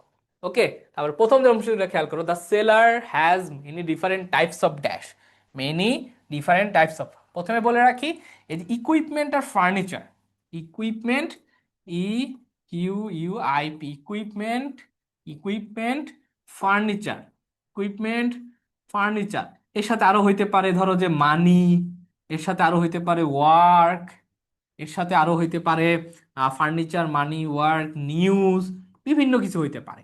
এগুলা কি, এগুলা প্রত্যেকটাই একটা আনকাউন্টেবল নাউন। এরা কি, এরা একটা আনকাউন্টেবল নাউন। আনকাউন্টেবল নাউন কখনো কি হয় না, কখনো প্লুরাল হয় না। আমরা দেখতে পাচ্ছি এখানে রয়েছে ইকুইপমেন্টস, আবার এখানে রয়েছে ফার্নিচার্স, এস যুক্ত রয়েছে, তার মানে এই দুইটা আমার আগেই বা। এবার সি হবে নাকি ডি হবে, একটা জিনিস খেয়াল করো, এই যে অফ, এই যে অফ, অফের পূর্বে কি রয়েছে আমার, অফের পূর্বে আমার রয়েছে প্লুরাল, অফের পূর্বে আমার রয়েছে কি, অফের পূর্বে রয়েছে প্লুরাল। আবার যেহেতু আমার অফের পূর্বে প্লুরাল রয়েছে, তার মানে এই পাশেও আমার কিন্তু প্লুরাল কিছুই বসবে, এ পাশেও কি বসবে, প্লুরাল কিছুই বসবে। কিন্তু চেয়ার তো একটা কাউন্টেবল নাউন, চেয়ার তো কাউন্টেবল নাউন, কাউন্টেবল নাউন বসাইতে গেলে আমাকে কি করতে হবে, সেটাকে প্লুরাল হিসেবে বসাইতে হবে। এখানে এসটা নাই, তার মানে এটা হচ্ছে না। সেজন্য, সেজন্য আমার উত্তরটা হচ্ছে কি, আমার উত্তরটা হচ্ছে সি নাম্বারটা। কেন, কারণ ইকুইপমেন্ট যেটা আনকাউন্টেবল নাউন, তার সিঙ্গুলার আর প্লুরাল রূপ সেম, এগুলোর সাথে কখনো এস বাই এস যোগ হয় না। বুঝতে পারছো, তাহলে এখানে উত্তরটা হবে ইকুইপমেন্ট। চেয়ার কেন হবে না, কারণ চেয়ার একটা কাউন্টেবল নাউন, কাউন্টেবল নাউনকে যদি আমি টাইপস এর পরে বসাইতে চাই, তাহলে আমি এখানে এখানে প্লুরাল করে বসাইতে হবে, তাই জন্য এটা উত্তরটা হবে না, তাই উত্তর হবে সি। 2 নম্বরটা খেয়াল করো, দে ওয়ার লেট। আচ্ছা, এটা একটা ফ্রেজ, কেউ যখন কোনো কিছু নিয়ে দেরি করে, they were late dash their appointments. হ্যাঁ, কোনো কিছু দেরি করা অর্থে লেটের সাথে যে প্রিপোজিশনটা হয় সেটা হচ্ছে for, they are late for the appointment. 3 নম্বরটা খেয়াল করো, the soldiers showed great dash during the mission. আচ্ছা, দেখুন এখানে হচ্ছে আমাদের দেখতে হবে পজিশনটা কি, পজিশনটা কি, পজিশনটা হচ্ছে আমাদের অ্যাজেক্টিভের পরে। আচ্ছা, অ্যাজেক্টিভের পরে আমাদের কি বসে, অ্যাজেক্টিভের পরে আমাদের কি বসে, অ্যাজেক্টিভের পরে আমাদের একটা কি বসে, আমরা জানি অ্যাজেক্টিভের পরে একটা নাউন বসে। অপশনটাতে আমরা নাউন খুঁজে বের করি, ব্রেভ, ব্রেভ নিজেই অ্যাজেক্টিভ, তার মানে এটা অ্যাজেক্টিভের পরে আবার পুনরায় অ্যাজেক্টিভ দরকার নাই। তারপরে খেয়াল করো ব্রেভলি, এটা একটা অ্যাডভার্ব, তার মানে এটাও লাগবে না, বাট ব্রেভার বলতে কোনো শব্দ হয় না, তাহলে উত্তরটা হচ্ছে বি নাম্বারটা, great bravery. The soldiers showed great bravery during the mission, মানে মিশনের সময় সৈনিকেরা গ্রেট সাহসিকতা, মানে অত্যন্ত সাহসিকতা প্রদর্শন করেছে। আচ্ছা, তারপরে খেয়াল করো 4 নাম্বারটা, she won't come to the party unless you dash her. তোমরা একটা জিনিস মাথায় রাখবা যে যখন আনটিল আনটিল সরি একটা এল, আনটিল একটা এল, আর হচ্ছে টিলে আমাদের দুইটা এল, আনটিল, টিল, আনলেস, হ্যাঁ, ইনকেস, ইনকেস, ইফ, এই যে ইত্যাদি সব ইত্যাদি যে ওয়ার্ডগুলা, এগুলা কি এক একটা কনজাংশন। এই কনজাংশনগুলোর ক্ষেত্রে আমার এদের এক পাশে যদি ফিউচার ইনডিফিনিট পাও, কি পাও, এদের এক পাশে যদি ফিউচার ইনডিফিনিট পাও, অপর পাশে আমাকে কি করতে হবে, অপর পাশে প্রেজেন্ট ইনডিফিনিট রাখতে হবে। যে কোনো পাশে থাকতে পারে কিন্তু, এদের এক পাশে ফিউচার ইনডিফিনিট থাকলে অপর পাশে আমাকে প্রেজেন্ট ইনডিফিনিট রাখতে হবে। এখানে আমরা দেখতে পাচ্ছি কি, আনলেস, এই পাশে কি আছে, অন্ট কাম, মানে ফিউচার ইনডিফিনিট রয়েছে, ফিউচার ইনডিফিনিট রয়েছে, তাহলে ওই পাশে কি দিব, প্রেজেন্ট ইনডিফিনিট দিব। প্রেজেন্ট ইনডিফিনিট মানে কি, মানে হচ্ছে ভি 1, অপশন থেকে খুঁজি ভি 1 কই আছে, এখানে ভি 1 নাই, এখানে ভি 1 নাই। আচ্ছা, এই দুইটা ভি 1 আছে, যদি থার্ড পারসন সিঙ্গুলার নাম্বার হইতো তখন আমি ইনভাইটস নিতে পারতাম, যেহেতু বাক্যের সাবজেক্ট সেকেন্ড পারসন, তারপর নাকি এস বাই এস যুক্ত হবে না, তাহলে উত্তরটা হবে বি নাম্বারটা, ইনভাইট। আচ্ছা, তারপরে খেয়াল করো 5 নাম্বার, বার্ড নেস্ট বি হোয়াট। আচ্ছা, এখানে আমাদের কি এই দুইটার ভিতর আমাদের কি করতে হবে, একটা সম্পর্ক খুঁজে বের করতে হবে। কি করতে হবে, এই দুইটার ভিতর আমাদেরকে সম্পর্ক খুঁজে বের করতে হবে। আচ্ছা, এই দুটোর ভিতর সম্পর্কটা আসলে কি, বার্ড পাখি, এটা হচ্ছে কি পাখি, আর নেস্ট মানে কি, নেস্ট মানে হচ্ছে পাখির বাসা, তার মানে কি এখানে একটা বাসস্থানের সম্পর্ক প্রকাশ পাচ্ছে। তাহলে বি মানে কি, বি মানে মৌমাছি, বি মানে মৌমাছি, তাহলে এই পাশে আমার কি বসবে, অবশ্যই এই মৌমাছিরই একটা বাসা বসবে। তাহলে মৌমাছির বাসা কোনটা, খেয়াল করি, স্টিং, স্টিং মানে হচ্ছে মৌমাছির যে হুল থাকে না, হুল, সেটাকে বলে স্টিং। বাজ মানে হচ্ছে কি, বাজ মানে হচ্ছে মৌমাছির যে ভ্রমণের যে শব্দকে বোঝায়। ফ্লাওয়ার মানে তো ফুল, সকলে জানি, এটা উত্তরটা হবে এ নাম্বারটা, হাইভ। মৌমাছির যে বাসা, মৌমাছির বাসাকে বলা হয় কি, হাইভ। আচ্ছা, তারপরে খেয়াল করো 6 নাম্বারটা, আমরা আরো একটা অ্যানালজি দেখছি, ওথ, লাই। আচ্ছা, এবার এটার ভিতরে সম্পর্কটা খেয়াল করো, ওথ মানে কি, ওথ মানে হচ্ছে কোনো কিছু শপথ নেওয়া, আর লাই মানে কি, লাই মানে হচ্ছে সেই শপথটা ভঙ্গ করা। হ্যাঁ, আমরা এখানে একটা অপোজিট পজিশন, তাদের ভিতরে একটা অপোজিট সম্পর্ক প্রকাশ পাচ্ছে। কেউ যখন শপথ নিয়ে সেটা ভঙ্গ করে, মানে মিথ্যা বলে, তখন সেটা অপোজিট সম্পর্ক প্রকাশ পাচ্ছে। তাহলে সেই অনুযায়ী লয়্যালটি, লয়্যালটি এর এখানে বিপরীত শব্দ আসলে কি বসবে, খেয়াল করো, প্যাট্রিয়টিজম মানে দেশপ্রেম, বিপরীত না। ট্রাস্ট মানে বিশ্বাস, বিপরীত না। অ্যালিগেন্সও বিপরীত না, বিপরীতটা কি, বিপরীতটা হচ্ছে বিট্রিয়াল, মানে যে লয়াল, লয়ালের বিপরীত থেকে বিট্রিয়াল। বিট্রিয়াল মানে কি, বিট্রিয়াল মানে হচ্ছে বিশ্বাসঘাতকতা করা। হ্যাঁ, বিট্রিয়াল মানে হচ্ছে বিশ্বাসঘাতকতা করা, তার উত্তরটা হবে বি নাম্বারটা। এরকম অ্যানালজির ক্ষেত্রে, প্রত্যেকটা অ্যানালজির ক্ষেত্রে তোমরা কি করবে, প্রথম দুইটার ভিতর আসলে কেমন সম্পর্ক, এটা কি একটা অপরটা সিনোনিম, একটা অপরটার অপোজিট, কোনোটা একটা কি কোনো বাসস্থান নির্দেশ করছে, উপাদান নির্দেশ করছে, না কি নির্দেশ করছে, জাস্ট সম্পর্কটা যদি প্রকাশ করতে পারো, আইডেন্টিফাই করতে পারো, তাহলে অ্যানালজিটা খুব ইজিলি তোমরা ধরতে পারবে। তারপরে খেয়াল করো 7 নাম্বারটা, কোল্ড ব্লাড। এটা ফ্রেজ, ইডিয়ম এন্ড ফ্রেজ, এগুলোও তোমরা প্রিভিয়াস ইয়ার প্রশ্ন পড়বা শত, এগুলোও তোমরা প্রিভিয়াস ইয়ারের প্রশ্ন পড়বা। হ্যাঁ, অর্থাৎ এগুলাতে কিন্তু তোমাদের প্রচুর মেমোরাইজিং পার্ট আসবে জগন্নাথ বা অন্যান্য বিশ্ববিদ্যালয়গুলোতে। কোল্ড ব্লাড মানে কি, কোল্ড ব্লাড মানে হচ্ছে উইদাউট ইমোশন অর পিটি, মানে কেউ একদম চিন্তা মুক্ত ভাবে, কোনো চিন্তাহীন ভাবে কেউ যখন কোনো কাজ করে তখন সেটাকে বলে কোল্ড ব্লাড। ওকে, কোল্ড ব্লাড, তাহলে উত্তরটা হবে এ নাম্বারটা, উইদাউট রিল্যাক্স মুড হয় না, কারণ কোল্ড ব্লাডে সবাই রিল্যাক্স মুডেই থাকে, উইথ রিল্যাক্স মুড হলে আমি উত্তর নিতে পারতাম। ওকে, ভেরি অ্যাংরিও না, এক্সট্রিমলি ফ্রাইটেন, ফ্রাইটেন মানে কি, ফ্রাইটেন মানে হচ্ছে ভীত। তো কোল্ড ব্লাডে কেউ ভীত হয় না, কারণ কি তার কোনো ইমোশনই থাকে না, কোনো চিন্তাহীন থাকে। 8 নাম্বারটা খেয়াল করো, she is not dash tall dash her elder brother, she is not dash tall dash her elder brother. আচ্ছা, পজিটিভের ক্ষেত্রে খেয়াল করো, সো এর ক্ষেত্রে আমার কি বসে, সো এর ক্ষেত্রে so dot dot, so dot dot that বসে, সো ডট ডট কি বসে, দ্যাট বসে। তো এখানে যে আমি সো বসাই, তাহলে এই পাশে আমার দ্যাট বসানো লাগতো, আর দ্যাটের পরে অবশ্যই একটা ক্লজ লাগতো, কি লাগতো, দ্যাটের পরে অবশ্যই একটা ক্লজ লাগতো। যেমন ধরো বললাম ইজ, বললাম he is so weak that he can not walk, he can not, he can not walk. আচ্ছা, তাহলে এখানে খেয়াল করো যে সো অ্যাডজেক্টিভ দ্যাট, তারপরে একটা ক্লজ রয়েছে। এখানে কিন্তু দেখো সেই কনসেপ্টটা নাই, দেন রয়েছে, তাহলে এটা বাদ। তারপরে খেয়াল করো মোর কখন বসবে। মোর বসবে হচ্ছে যখন কোনো কম্পারেটিভ ফর্ম ইউজ করবে। হ্যাঁ, she is more tall her than her elder sister হয় না, she is taller than her elder sister হয়। She is taller than her elder sister হয়, মোর টল দেন এল্ডার সিস্টার এটা হয় না, তাহলে বাদ। তারপরে খেয়াল করো অ্যাস ডট ডট অ্যাস, হ্যাঁ অ্যাস ডট ডট অ্যাস অথবা সো ডট ডট অ্যাজ, এই দুটা বসতে পারে। অ্যাজ এর সাথে কখনো দেন বসে না, তাহলে এটাও বাদ। আলটিমেটলি উত্তরটা হচ্ছে সি নাম্বারটা। 9 নম্বরটা খেয়াল করো what is the masculine gender of doe. Masculine gender of doe বলছে, মানে এটা হচ্ছে একটা নারীবাচক শব্দ, তার পুরুষবাচক শব্দ আমাকে খুঁজে বলতে। ডয় মানে কি? ডয় মানে হচ্ছে স্ত্রী হরিণ। স্ট্যাগ, স্ট্যাগ হচ্ছে একটা পুরুষবাচক শব্দ, এটার স্ত্রী হচ্ছে হাইন্ড। আচ্ছা, বীজ হচ্ছে কি? বীজ হচ্ছে স্ত্রী কুকুর, মানে কুকুরের ফিমাইন ফর্ম। আচ্ছা, এটা পুরুষবাচক শব্দ হচ্ছে কি? এটা পুরুষবাচক শব্দ হচ্ছে ডগ। ওকে, পুরুষবাচক শব্দ হচ্ছে কি? পুরুষবাচক শব্দ হচ্ছে ডগ। আচ্ছা, তারপরে এই যে র্যাম, এই র্যাম মানে কি? ভেড়া। এটা হবে কি? ই মানে স্ত্রীবাচক শব্দ ইউই। তাহলে এই যে ডয়, ডয়ের সাথে যাবে হচ্ছে বাঘ, হরিণ। ওকে, আচ্ছা। তারপরে খেয়াল করো 10 নম্বরটা, the following is not an antonym of cacophony. 10 নম্বরটা বলছে ক্যাকোফোনি শব্দের অ্যান্টোনিম না কোনটা? Is not an antonym, is not an antonym of cacophony. আচ্ছা, খেয়াল করো হারমোনি, মেলোডি, সিম্ফনি, তিনটাই সেম ক্যাটাগরি শব্দ। এই তিনটার মানে কি? তিনটার মানে হচ্ছে সুরেলা, সুরেলা বা ঐক্যমত বুঝায়। কি বুঝায়?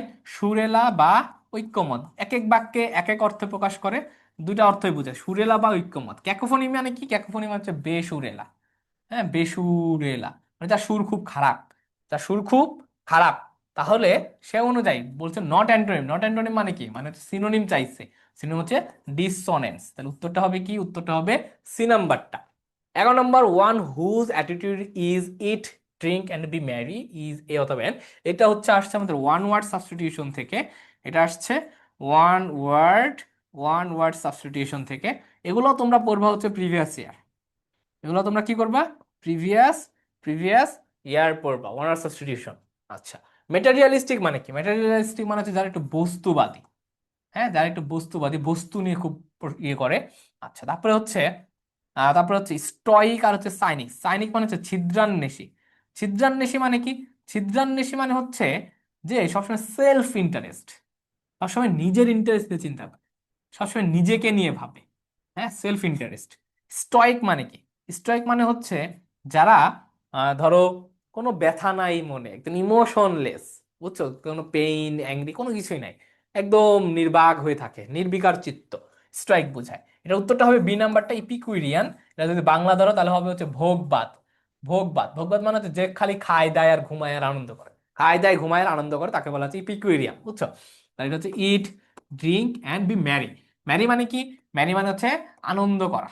ম্যারি মানে হচ্ছে কি? আনন্দ করা। আচ্ছা, 12 নম্বরটা খেয়াল করো, his dream that he has been cherished for 10 years finally came true. আচ্ছা, এটা বলছে কোন ক্লজ? আচ্ছা, খেয়াল করা হয়েছে এটা হচ্ছে কি, এইটাকে যদি আমরা ইট দ্বারা রিপ্লেস করি, ইট দ্বারা রিপ্লেস করি, রিপ্লেস করার পর শুরুতে একটা কি পাচ্ছি? শুরুতে একটা নাউন পাচ্ছি। তো ইট দ্বারা রিপ্লেস করার পর যদি আমি একটা নাউন পাই, যে নাউনটা দ্বারা এইটা হচ্ছে একটা মডিফাই করতেছে, দেখো ড্রিম শব্দটাকে কিন্তু মডিফাই করতেছে। দ্যাট হি হ্যাজ বিন চ্যারিশড, কোন ড্রিম? যে ড্রিমটা সে অনেক দিন ধরে চ্যারিশড করছে, লালন করছে। চ্যারিশ মানে কি? চ্যারিশ মানে হচ্ছে কোনো কিছু লালন করা, কোনো কিছু লালন করা। তাহলে এই যে নাউন সম্পর্কে একটা অতিরিক্ত তথ্য দিচ্ছে, সে অনুযায়ী এটা কি হবে? এটা হবে অ্যাডজেক্টিভ ক্লজ। কিন্তু এই সেন্টেন্সটা যদি এমন থাকতো, খুব ভালোভাবে খেয়াল করবা, his dream that he he will become he will become a doctor, যদি বাক্যটা এইটা থাকতো, his dream that he will become a doctor finally came to, এরকম থাকতো, তার একটা জিনিস খেয়াল করো যে যেটা নিয়ে সে স্বপ্ন দেখতো সেটাই কি সে ডক্টর হওয়া, মানে সেম না? তার ড্রিমটাই হচ্ছে ডক্টর হওয়া, কিন্তু এই ড্রিম শব্দটাকে তুমি কি দ্যাট হি হ্যাজ বিন চ্যারিশ এটা দ্বারা রিপ্রেজেন্ট করতে পারবা? দ্যাট হি হ্যাজ বিন চ্যারিশ এটা দ্বারা কি রিপ্রেজেন্ট করতে পারবা ড্রিম ওয়ার্ডটা? না। কিন্তু তার যে স্বপ্ন সেটা হচ্ছে কি তুমি ডক্টর দ্বারা রিপ্রেজেন্ট করতে পারতেছো। এরকম যখন যেটা দ্বারা রিপ্রেজেন্ট করতে পারবা সেটা থাকবে, তখন কিন্তু সেটা হয়তো নাউন। হ্যাঁ, যেহেতু সেটা নাই, দ্যাট হি হ্যাজ বিন চ্যারিশড, এই ওয়ার্ডটা দ্বারা তুমি কিন্তু বুঝতে পারতেছো না তার ড্রিম আসলে কোনটা, জাস্ট ড্রিম শব্দটাকে এখানে মডিফাই করা হয়েছে, তাহলে এটা হচ্ছে অ্যাজেক্টিভ। আর যদি এমন একটা ফ্রেজ থাকতো যেটা দ্বারা তুমি বুঝতে পারতেছো যে তার ড্রিম হচ্ছে নির্দিষ্ট এইটা, তখন তুমি কিন্তু নাউন ক্লজ হইতো। 13 নম্বরে খেয়াল করো, words inscribed on a tomb is a অথবা an. Word inscribe on a tomb is a অথবা অ্যান। খেয়াল করো, ইপিটম মানে কি? ইপিটম মানে হচ্ছে কোনো কিছু সারাংশকে বোঝায়। হ্যাঁ, আমরা যে অনেক সময় সামারি লিখি না, সারমর্ম বা সারাংশ লিখে থাকি, সারাংশকে বোঝায়। আচ্ছা, ইপিথেট বলতে কি বোঝায়? ইপিথেট বলতে অনেক সময় উপাধিকে বোঝায়। কি বোঝায়? উপাধিকে বোঝায়। আচ্ছা, এপিসোড বলতে কি বোঝায়? ঘটনাবলীকে বোঝায়। কি বোঝায়? ঘটনাবলীকে বোঝায়। ইপিটাফ মানে কি বোঝায়? ইপিটাফ মানে বোঝায় হচ্ছে সমাধিতে লেখা কোন একটা লিপি। হ্যাঁ, সমাধি লিপি বোঝায়, সমাধি লিপি। সমাধি লিপি এখানে কি বলছে? ওয়ার্ড ইনস্ক্রাইব মানে টম্ব। টম্ব কি? টম্ব হচ্ছে সমাধি লিপি, মানে সমাধিকে রিপ্রেজেন্ট করে। টম্ব হচ্ছে সমাধিকে রিপ্রেজেন্ট করে। তাহলে আমার উত্তরটা হচ্ছে ডি নাম্বারটা। এগুলো কিন্তু বিগত সালের প্রশ্ন। 14 নম্বর, if he dash more careful he would not have made that mistake. এটার সামনে কন্ডিশনাল থেকে আমরা আমরা জানি, আমরা কি জানি?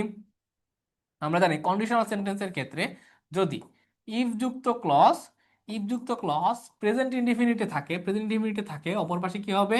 অপর পাশে হবে হচ্ছে উইল বা অথবা ক্যান অথবা মে প্লাস ভি ওয়ান। আচ্ছা, ইফ যুক্ত ক্লজ যদি পাস্ট ইনডিফিনিটে থাকে, পাস্ট ইনডিফিনিটে থাকে, অপর পাশে হবে কি? Would plus V one. Would plus V one অথবা কুড প্লাস ভি ওয়ান অথবা might plus V one. If যুক্ত ক্লজটা যদি আমার পাস্ট পারফেক্টে থাকে, ইফ যুক্ত ক্লজটা যদি আমার পাস্ট পারফেক্টে থাকে, তখন অপর পাশে কি হবে? তখন অপর পাশে হবে উড হ্যাভ। অপর পাশে হবে কি? উড হ্যাভ প্লাস ভি3। অপর পাশে হবে উড হ্যাভ প্লাস ভি3।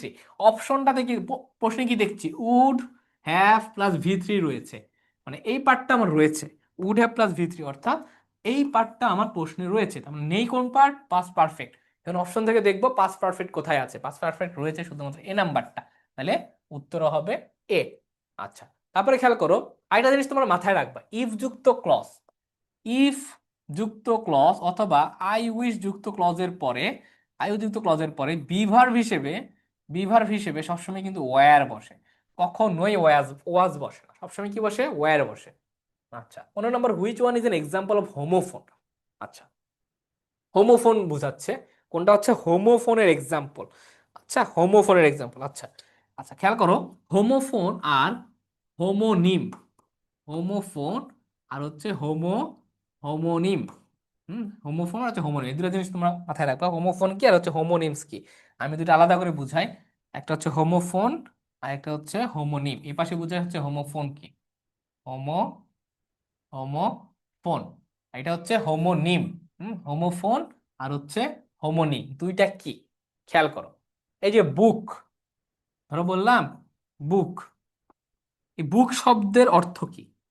এক, বুক মানে হচ্ছে বই। আরেকটা কি? আরেকটা মানে হচ্ছে কোনো কিছু বরাদ্দ করা, তাই না? মানে একই শব্দের, একই শব্দের কয়টা অর্থ পাইলাম? একই শব্দের দুইটা অর্থ পাইলাম। আবার খেয়াল করো, এই যে সি আর সি, দুইটার উচ্চারণ কি সেম না? দুইটার উচ্চারণ কি সেম না? এই দুইটার ভিতর অর্থগত পার্থক্যটা কি? সি মানে সমুদ্র, সি মানে সমুদ্র, সি মানে কি? দেখা। সি মানে কি? দেখা।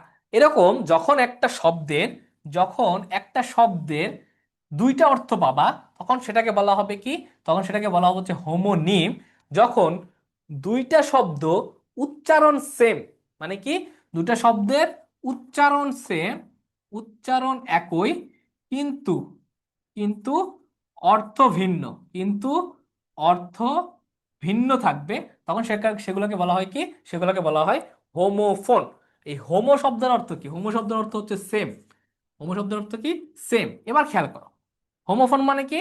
হোমোফোন মানে উচ্চারণ একই থাকবে কিন্তু অর্থ ভিন্ন থাকবে। এখন দেখি, লাইভ, লাইফ, দুটোর উচ্চারণ আলাদা, অর্থ আলাদা। ফুড, ফুড, এখানে টি উচ্চারণ হয়, এখানে ডি উচ্চারণ হয়, অর্থ আলাদা। এটাও হচ্ছে না, উচ্চারণ আলাদা অর্থ আলাদা। রিড, রেড, একটা ই আর একটা হচ্ছে এ উচ্চারণ হচ্ছে, তার মানে এই দুটো বাদ। এটা খেয়াল করো, রাইট রাইট, উচ্চারণ কি সেম না? উচ্চারণ কি সেম না? উচ্চারণ সেম, কিন্তু অর্থ কি? অর্থ দুটা ভিন্ন। আর এগুলার ক্ষেত্রে কি হচ্ছে, উচ্চারণও ভিন্ন অর্থও ভিন্ন। তাহলে হোমোফোন অনুযায়ী উত্তর হচ্ছে এই নাম্বারটা। 16 নম্বরটা খেয়াল করো, following his illness he was kept under close dash for a week. আচ্ছা, এখানে বলছে একটু অর্থ অনুযায়ী আমাকে ধরতে হবে, তার অসুস্থতার কারণে হি ওয়াজ কেপ্ট আন্ডার, তাকে কিসের আওতাধীন রাখা হয়েছে? তাকে কিসের আওতাধীন রাখা হয়েছে? টার্বিউলেন্স মানে কি? টার্বিউলেন্স মানে কি? তাকে কিসের আওতাধীন রাখা হয়েছে? খেয়াল করো, টার্বিউলেন্স মানে হচ্ছে অবাধ্যতা। টার্বুলেন্স মানে কি? টার্বুলেন্স মানে হচ্ছে অবাধ্যতা। সার্ভিলেন্স মানে হচ্ছে নজরদারি। সার্ভিলেন্স মানে হচ্ছে কি? সার্ভিলেন্স মানে হচ্ছে নজরদারি। সার্ভিলেন্স মানে হচ্ছে নজরদারি। সেভারেন্স মানে হচ্ছে বিচ্ছেদ। সেভারেন্স বলতে বোঝাচ্ছে হচ্ছে বিচ্ছেদ। আর পার্সুয়াল বলতে কোনো শব্দ হয় না, হয় হচ্ছে প্যারুসাল। হয় হচ্ছে কি? প্যারুসাল। প্যারুসাল, প্যারুসাল মানে হচ্ছে কি? কোনো কিছু পড়া বা পঠন বা কোনো কিছু পরীক্ষা, এরকম অর্থ প্রকাশ করে, পড়া পঠন পরীক্ষা রিলেটেড শব্দ প্রকাশ করে। তাহলে আমরা আসলে একটা অসুস্থ ব্যক্তিকে কিসের আন্ডারে রাখি? অবাধ্যতা, নজরদারি, বিচ্ছেদ, নাকি পরীক্ষার আন্ডারে বা পঠনের আন্ডারে? অবশ্যই নজরদারির আন্ডারে রাখি, সার্ভিলেন্স। উত্তরটা হবে বি। মানে এগুলো হচ্ছে কি একটু মিনিং বেসড, এই সকল প্রশ্ন হচ্ছে কি একটু মিনিং বেসড কোয়েশ্চেন। মানে তোমাকে মিনিং বেসড কিছু প্রশ্ন তোমার পরীক্ষার হলে থাকবে। 17 নম্বর, what does the phrase ins and outs means? Phrasal কিছু ব্যবহার তোমরা পাবা। ইনস এন্ড আউটস মানে কি? ইনস এন্ড আউটস মানে হচ্ছে সব কিছুকে রিপ্রেজেন্ট করে, সব কিছুকে রিপ্রেজেন্ট করে। তাহলে এখানে কোন ওয়ার্ডটা দ্বারা সবকিছুকে বোঝাচ্ছে? The entrances and exits of a building, মানে প্রবেশ পথ আর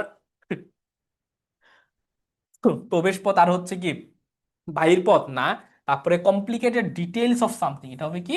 ডিটেইলস অফ সামথিং, কোনো কিছুর সব কিছু, সব কিছুকে বোঝায়। তাহলে উত্তর হবে কি? বি নাম্বারটা। তারপরে খেয়াল করো 18 নম্বরটা, if somebody smuggle goods. Smuggle মানে কি? স্মাগল মানে হচ্ছে পাচার করা।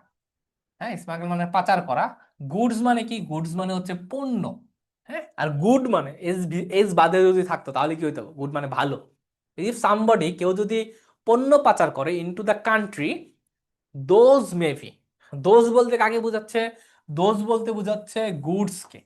হ্যাঁ, ওই যে পণ্যগুলা maybe dash by the customs authority, অর্থাৎ কাস্টমসের যে কর্তৃপক্ষ থাকে, শুল্কের যে কর্তৃপক্ষ থাকে, তারা কি করতে পারে? সেই জিনিসগুলাকে পানিশড করবে, মানে এই গুডস পণ্যগুলাকে কি পানিশমেন্ট দিবে?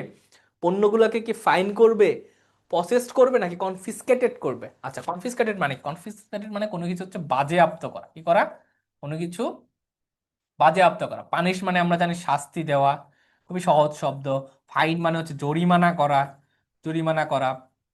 প্রসেস মানে কি? মানে নিজেরা নেয়া, মানে নিজেরা সংরক্ষণ করা, মানে নিজ অর্থ প্রকাশ করে। তাহলে কেউ যখন অবৈধ উপায়ে পণ্য পাচার করে দেশে আনবে, দেশে অবৈধ উপায়ে পণ্য আনবে, তখন কাস্টমস অথরিটিটা কি করবে? ওই পণ্যগুলাকে বাজেয়াপ্ত করবে। তাহলে অর্থ অনুযায়ী আমার কি যাচ্ছে? কনফিসকেটেড।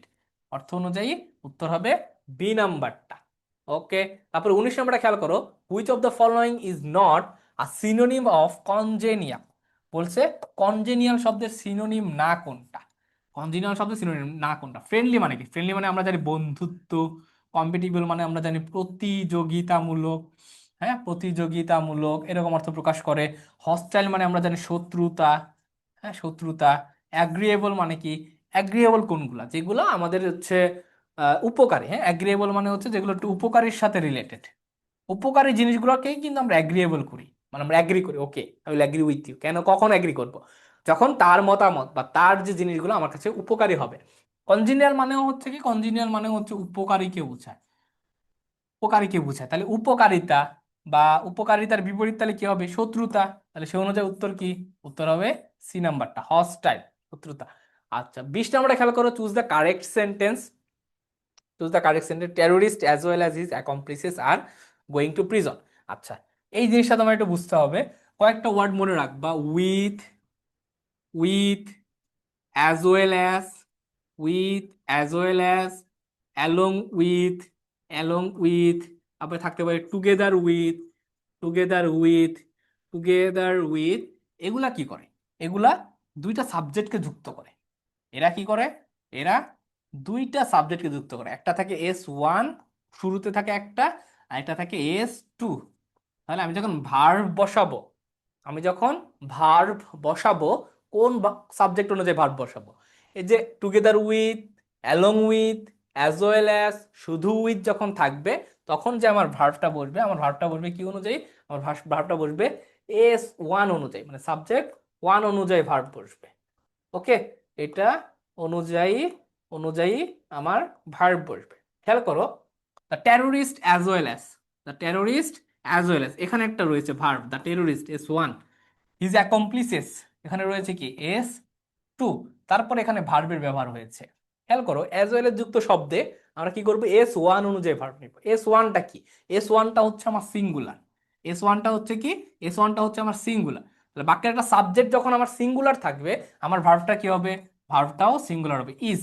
তার মানে এটা কারেক্ট সেন্টেন্স না। তারপরে আমরা আসি, neither of the two traffic lights are working. আচ্ছা, এবার আমরা আসি ইচ অফ। লেখো সবাই, each of, either of, each of, either of, each of, either of, neither of, হ্যাঁ, ওয়ান অফ, এগুলো যখন থাকবে এর পরবর্তীতে, এগুলো যখন থাকবে এর পরবর্তীতে নাউন প্লুরাল, নাউন প্লুরাল, কিন্তু ভার্ব কি হবে? Verb singular. Each of, either of, neither of, one of, এগুলোর পরে নাউন প্লুরাল, ভার্ব সিঙ্গুলার। খেয়াল করো, এখানে লিখছে নেইদার অফ, এরপরে টু ট্রাফিক লাইটস, ঠিক আছে, নাউন প্লুরাল আছে, বাট ভার্বটা আবার প্লুরাল দিয়ে দিচ্ছে। ভার্বটা কি হবে? ভার্বটা হবে সিঙ্গুলার, ভার্বটা হবে সিঙ্গুলার, তাহলে এখানে হবে ইজ। এটাও কারেক্ট সেন্টেন্স না। তারপরে খেয়াল করো, দা নাম্বার অফ এর ক্ষেত্রেও সেম জিনিস, যখন তোমরা এ নাম্বার অফ পাবা, কি পাবা? যখন এ নাম্বার অফ পাবা, আর হচ্ছে যখন দা নাম্বার অফ পাবা, দুইটা নিয়ম। আচ্ছা, এ নাম্বার অফ এর ক্ষেত্রে কি হবে? এ নাম্বার অফ এর ক্ষেত্রে, এ নাম্বার অফ এর ক্ষেত্রে আমার নাউন, নাউন প্লুরাল হবে। এ নাম্বার অফ এর ক্ষেত্রে ভার্বও কিন্তু আমার প্লুরাল হবে। কিন্তু যখন তুমি দা নাম্বার অফ পাবা, তখন তোমার কাজ হচ্ছে কি? তোমার কাজ হচ্ছে তোমার নাউনটা প্লুরাল হবে, কিন্তু তোমার নাউনটা প্লুরাল হবে, কিন্তু তোমার ভার্ব কিন্তু সিঙ্গুলার দিতে হবে। দা নাম্বার অফ এর ক্ষেত্রে নাউনটা প্লুরাল হবে, কিন্তু ভার্ব সিঙ্গুলার দিতে হবে। এই প্রশ্নটা খেয়াল করো, দা নাম্বার অফ রয়েছে, নাউনটা প্লুরাল, ঠিক আছে, নাউন প্লুরাল, কিন্তু ভার্বটা আবার কি দিয়ে রাখছে? ভার্বটা কি দিয়ে রাখছে? প্লুরাল দিয়ে রাখছে। কিন্তু দা নাম্বার অফ এর ক্ষেত্রে কি হবে? ভার্বটা, ভার্বটা হবে সিঙ্গুলার। সিঙ্গুলার ভার্ব মানে এস বাই এস যুক্ত করতে হবে, এটা হচ্ছে গ্রোস, গ্রোস। তাহলে এইটাও কিন্তু আমার কারেক্ট না। তাহলে আলটিমেটলি কারেক্ট হচ্ছে আমার ডি নাম্বারটা, 2/5 of the forest was destroyed by the fire. Okay, তারপর 21 নম্বরে খেয়াল করো, they suffered much dash tornado had hit their village. এটা একটু অর্থগতভাবে দেখবা, অর্থগতভাবে দেখবা। আনটিল মানে কি? যতক্ষণ না পর্যন্ত, আনটিল মানে যতক্ষণ না পর্যন্ত। আচ্ছা, তারপরে সিন্স মানে কি? থেকে বোঝায়। অ্যাজ ইফ মানে কি? যেন বোঝায়। হ্যাঁ, অ্যাজ ইফ মানে হচ্ছে কি? যেন বোঝায়। লেটার অন মানে কি? এটা তো দূরের কথা, এরকম একটা অর্থ প্রকাশ করে। এই যে বাক্যটা, এই বাক্যটার অর্থটা কি? যে যখন টর্নেডোটা তাদের বাড়িতে আঘাত এনেছে, তাদের গ্রামে আঘাত এনেছে, তারপর থেকে, তারপর থেকে তারা সাফার করতেছে, তারা মোকাবেলা করতেছে, সাফার করতেছে। এই যে থেকে অর্থ আসতেছে, যেহেতু থেকে অর্থ আসছে, তাহলে উত্তর হবে কি? উত্তর হবে সিন্স। ওকে, 22 নম্বরটা খেয়াল করো, choose the correct sentence, the matter was inform. আচ্ছা, দুইটা জিনিস আমরা এখানে শিখবো। এক, এক ইনফর্ম শব্দের সাথে, ইনফর্ম শব্দের সাথে কখনো টু বসে না, হয় কি? হয় হচ্ছে ইনফর্ম অফ, হয় হচ্ছে কি ইনফর্ম অফ। এইটা একটা জিনিস আমরা শিখলাম। আরেকটা জিনিস হচ্ছে দা, আরেকটা জিনিস হচ্ছে পুলিশ শব্দের সাথে, পুলিশ বা ধরো থাকলো ক্যাটেল, এই যে শব্দগুলা, এই শব্দগুলার পরে সবসময় কি হবে? সবসময় আমার ভার্ব হবে প্লুরাল। পুলিশ, ক্যাটেল, এই সকল শব্দের পরে ভার্ব হবে প্লুরাল। কিন্তু একটা জিনিস মাথায় রাখবা, ধরো বললাম দা পুলিশ, বললাম কি? আমি বললাম কি? দা পুলিশ, শুধু পুলিশ রয়েছে, তার মানে আমি দিব হচ্ছে ওয়্যার, অথবা আমি দিব আর, অথবা আমি দিব হ্যাভ।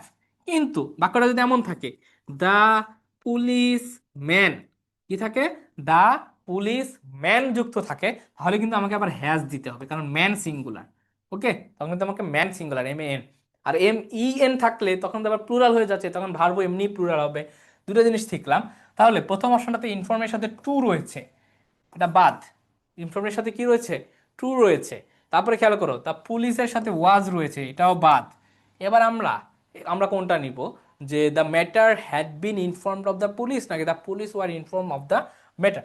আচ্ছা, হ্যাড বিন আমরা কখন নিব? যদি আমরা দুইটা কাজ থাকতো, মানে পাস্ট পারফেক্ট টেন্স কখন ইউজ করা হয়? যখন দুটি অতীত কাজের ভিতরে একটি কাজ আগে আর একটি কাজ পরে, এমন যখন কোনো একটা বাক্য থাকতো তখন আমরা পাস্ট পারফেক্ট নিতে পারতাম।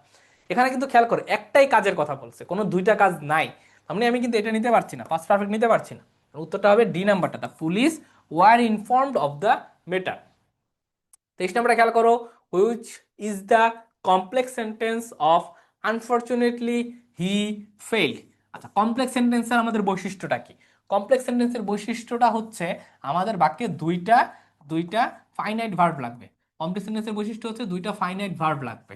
ওকে, দুইটা ফাইনাইট ভার্ব লাগবে এবং আমাকে বাক্যের অর্থ অনুযায়ী কিছু কনজাংশন ব্যবহার করতে হবে। বাক্যের অর্থ অনুযায়ী কিছু কনজাংশন ব্যবহার করতে হবে। ওকে, সেই কনজাংশন হইতে পারে, কমপ্লেক্স সেন্টেন্সের ক্ষেত্রে বেশ কিছু কনজাংশন আমরা ব্যবহার করে থাকি। দো অলদো, দো অলদো, হ্যাঁ দো অলদো। আবার থাকতে পারে সো দ্যাট, সো দ্যাট, শুধু দ্যাট থাকতে পারে, ডাব্লিউএইচ ওয়ার্ড গুলো থাকতে পারে। হ্যাঁ, বিভিন্ন জিনিস কিন্তু আমরা কমপ্লেক্স সেন্টেন্সে বিভিন্ন কনজাংশন ব্যবহার করে থাকি। তাহলে আগে আমরা দেখব কোন বাক্যে আমার দুইটা ফাইনাইট ভার্ব রয়েছে। দেখো, হি ইজ আনফরচুনেটলি ফেইল্ড, দুইটা ফাইনাইট ভার্ব নাই, বাদ। ঠিক আছে, তারপরে it is unfortunately that he is fail, এখানে দুইটা ফাইনাইট ভার্ব আছে, ইজ একটা আর এখানে ইজ একটা, দুইটা ফাইনাইট ভার্ব আছে। কিন্তু ইট ইজ আনফরচুনেটলি কখনো হয় না। ইট শব্দটাকে মডিফাই করার জন্য আমার এখানে একটা অ্যাডজেক্টিভ লাগবে। এখানে কি দিছে? অ্যাডভার্ব দিছে। বাদ। হি ইজ ফেইল্ড আনফরচুনেটলি, এটা একটা সিম্পল সেন্টেন্স, দুইটা ফাইনাইট ভার্ব নাই, বাদ। এখানে খেয়াল করো, it is unfortunate that he failed, দুইটা ফাইনাইট ভার্ব রয়েছে। তাহলে উত্তরটা হচ্ছে আমার ডি নাম্বারটা। 24 নম্বর খেয়াল করো, the word expunge means. Expunge শব্দ দ্বারা আসলে কাকে বোঝায়? দেখো, রেশনালাইজ মানে কি? মানে কোনো কিছুকে যৌক্তিক করে তোলা। রেশনালাইজ মানে কি? কোনো কিছুকে যৌক্তিক করে তোলা। পার্স মানে কি? আমরা পার্স মানে বুঝি হচ্ছে মেয়েদের যে ব্যাগের, ব্যাগ, ব্যাগ বোঝায়, হ্যাঁ, থলে বোঝায় ব্যাগ। পার্স হচ্ছে মেয়েদের এক ধরনের ব্যাগ যেটা থাকে। ইরাডিকেট মানে কি? ইরাডিকেট মানে কোনো কিছুকে মুক্ত করা, কোনো কিছু মুক্ত করা বা কোনো কিছু বাদ দেওয়া, বাদ দেওয়া, এই অর্থ প্রকাশ করে হচ্ছে ইরাডিকেট। ইনহেল মানে কি? ইনহেল মানে আমরা হচ্ছে ইনহেল করি না, যে শ্বাস প্রশ্বাস গ্রহণ করার যে প্রক্রিয়াটা, গ্রহণ করা। ইনহেল মানে কি? ইনহেল মানে হচ্ছে, ইনহেল মানে হচ্ছে কোনো কিছুকে কি করা? গ্রহণ করা, কোনো কিছুকে গ্রহণ করা। আর এই যে এক্সপান্স, এক্সপান্স মানে কি? এক্সপান্স মানে কোনো কিছু বাতিল করে দেওয়া, বাতিল করে দেওয়া বা কাউকে কোনো কিছু থেকে মুক্ত করে দেওয়া। তাহলে সেই অর্থ অনুযায়ী কিন্তু, সেই অর্থ অনুযায়ী কিন্তু আমার দেখো উত্তরটা হচ্ছে ইরাডিকেট। উত্তরটা হচ্ছে সি নাম্বারটা, উত্তরটা হচ্ছে সি নাম্বারটা। 25 নম্বরটা দেখো, the noise level in Dhaka city has increased exponentially. The word exponentially means, exponential শব্দের অর্থটা আসলে কি? আমাকে এখানে এটা চেয়েছে।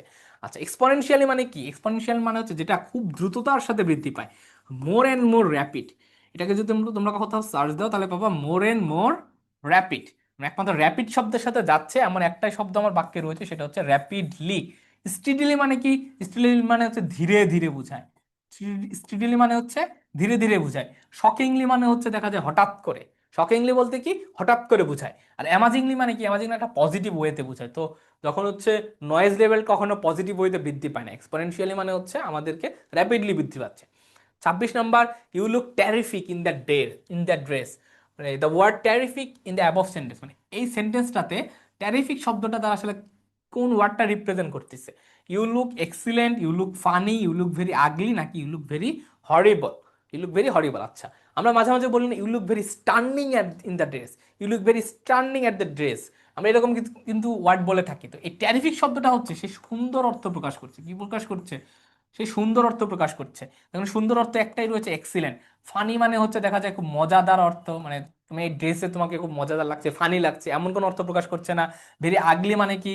আগলি মানে হচ্ছে দেখা যায় হচ্ছে নোংরাম অর্থ প্রকাশ করতেছে, বা তোমাকে ড্রেসটাতে তোমাকে খুব খারাপ লাগতেছে, তেমন অর্থ আসলে এখানে প্রকাশ করছে না।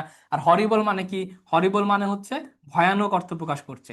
মানে এই যে টেরিফিক, এই বাক্যটাতে টেরিফিক মানে আমরা জানি ভয়, টেরিফিক মানে ভয়, কিন্তু এই বাক্যটাতে টেরিফিক আমাকে কি অর্থ প্রকাশ করতেছে? এই বাক্যটাতে এক্সেলেন্ট অর্থ প্রকাশ করতেছে। মানে এরকম কিছু কিন্তু মিনিং বেস প্রশ্ন, এরকম বাক্যে মিনিং বেস কিছু প্রশ্ন তোমার প্রত্যেকটা বিশ্ববিদ্যালয়ে এসে থাকে।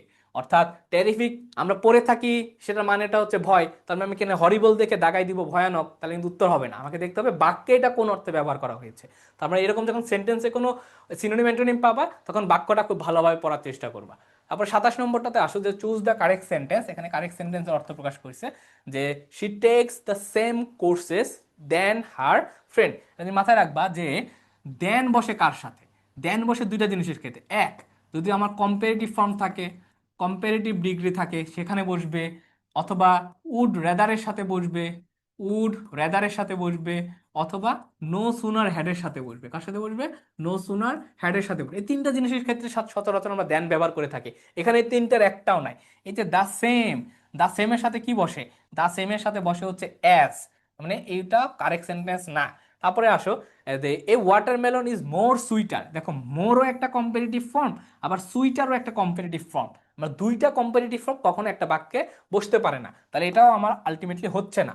আবার খেয়াল করো সি নাম্বারটা, the duties of traffic controller are more difficult than a teacher. এখানে যে মেইন ভুলটা সেটা হচ্ছে ইললজিক্যাল কম্পারিজন। তোমরা এরকম একটা পার্ট পাবা ডিগ্রিতে, ইললজিক্যাল কম্পারিজন। খেয়াল করো the duties of traffic controller, এখানে আসলে তুলনাটা কি ডিউটির সাথে মানে কর্তব্যের সাথে কি টিচারের তুলনা হচ্ছে? না, এখানে হচ্ছে কর্তব্যের সাথে টিচারের আর একটা কর্তব্যের তুলনা হচ্ছে। মানে এটাকে আমাকে এইভাবে লিখতে হবে, than those of a teacher, those of a teacher, than those of a teacher. এখানে যদি ডিউটিসটা ডিউটি থাকতো, কি থাকতো, যদি সিঙ্গুলার থাকতো তখন আমাকে লিখতে হতো than that of a teacher. Okay, আর আলটিমেটলি আমার যে সঠিক উত্তর সেটা হচ্ছে ডি নাম্বারটা। আচ্ছা, তারপরে খেয়াল করো 28 নম্বর প্রশ্নটা আমরা দেখব যে the duration of his call to SOE was 20 minutes, than he made a dash call to the other company. Okay, আচ্ছা এখানে একটা জিনিস খেয়াল করো, আমরা খুব ইজিলি ধরতে পারবো আমরা যদি অ্যাডজেক্টিভের বিষয়টা মাথায় রাখি, যে এই যে কল, এই যে কল শব্দটা, এই যে কল শব্দটা এটা হচ্ছে কি একটা নাউন। কল শব্দটা কি একটা নাউন। নাউনের পূর্বে আমাদের যা বসে তা কি? তা হচ্ছে একটা অ্যাডজেক্টিভ। নাউনের পূর্বে আমাদের যা বসবে তা হচ্ছে কি একটা অ্যাডজেক্টিভ। অ্যাডজেক্টিভের পূর্বে যেটা বসবে সচরাচর সেটা অ্যাডভার্ব হয়, অন্য কিছু হইতে পারে। তো এই যে অ্যাডজেক্টিভ আর যে অ্যাডভার্ব, এরা কখনো কি হয় না, এরা কখনোই প্লুরাল হয় না, এরা কখনোই প্লুরাল হয় না। মানে এখানে যে চারটা অপশন, চারটা অপশনের সবগুলাই কিন্তু আমার একটা অ্যাডজেক্টিভ হিসেবে ব্যবহার করতে হবে। তাহলে সেই অনুযায়ী খেয়াল করো অ্যাডজেক্টিভ হিসেবে এখানে একটা মিনিটস আছে প্লুরাল, তাহলে এটা আমার বাদ। ঠিক আছে, তারপরে দেখো এখানে 20 প্লুরাল লিখছে, তার মানে এটাও আমার বাদ। এবার আমি বি নিব নাকি সি নিব, খুব ভালোভাবে খেয়াল করো অপশনটাতে কিন্তু আমার একটা এ অলরেডি আছে, আর একটা এ নেওয়ার কোনো প্রয়োজন নাই, তাহলে আমার এটাও বাদ। তাহলে উত্তরটা হচ্ছে কি? উত্তরটা হচ্ছে বি নম্বরটা, 20 মিনিট। এরকম যখন গ্যাপগুলা পাবা তখন দেখবা নাউন অ্যাডজেক্টিভ অ্যাডভার্বের পজিশনটা কি, সেই পজিশন অনুযায়ী তোমরা সলভ করার চেষ্টা করবা। তারপর 29 নম্বরটা দেখো, are those French fries dash for you. আচ্ছা, এখানে যেটা সবার সবার ক্ষেত্রে মেইন প্রবলেমে পড়বে সেটা হচ্ছে ক্রিপস শব্দের অর্থ যদি ধরতে না পারো। হ্যাঁ, নিয়মটা কিন্তু খুব ইজি, নিয়মটা ইনাফের নিয়ম খুবই ইজি, কিন্তু তোমরা অর্থটা যদি ধরতে না পারো তাহলে কিন্তু তোমরা এই জিনিসটা পারবা না। খেয়াল করো ক্রিপস মানে কি? ক্রিপস মানে হচ্ছে মচমচে। ক্রিপস মানে কি? ক্রিপস মানে হচ্ছে কি মচমচে। তাহলে মচমচে ওয়ার্ডটা কি? এটা হচ্ছে একটা অ্যাজেক্টিভ। মচমচে ওয়ার্ডটা কি? এটা হচ্ছে একটা অ্যাজেক্টিভ। তো তুমি যদি ক্রিপস শব্দের ওয়ার্ড ধরতে না পারো তাহলে কিন্তু তোমরা উত্তর করতে পারবে না। আর ইনাফের নিয়ম অনুযায়ী কি হয়? ইনাফের নিয়ম অনুযায়ী ইনাফের পরে বসে হচ্ছে নাউন, আর ইনাফের পূর্বে বসে কি অ্যাডজেক্টিভ অথবা অ্যাডভার্ব বসে হচ্ছে ইনাফের, ইনাফের পূর্বে অ্যাডজেক্টিভ অথবা অ্যাডভার্ব বসে হচ্ছে কি ইনাফের পূর্বে। তোমরা যা সিকোয়েন্সটা যদি মাথায় রাখো তাহলে খুব ইজিলি ধরতে পারবা। ইনাফের পরে নাউন আর ইনাফের পূর্বে হচ্ছে অ্যাডজেক্টিভ অথবা অ্যাডভার্ব। এখানে আমরা খেয়াল করো যেহেতু ক্রিপস একটা অ্যাডজেক্টিভ, মচমচে ক্রিপস একটা অ্যাডজেক্টিভ, তাহলে ক্রিপসের পরে যাবে ইনাফ, সেই অনুযায়ী উত্তর হচ্ছে বি নাম্বারটা, ক্রিপস ইনাফ। ওকে, এখানে সো ইনাফ, ক্রিপসের শব্দ অর্থই নাই। সো এর পরে এখানে যদি দ্যাট থাকতো তাহলে নিতে পারতাম। অ্যাজ ক্রিপস কখনো হয় না, ইনাফ ক্রিপস হবে না, এখানে নাউন লাগবে।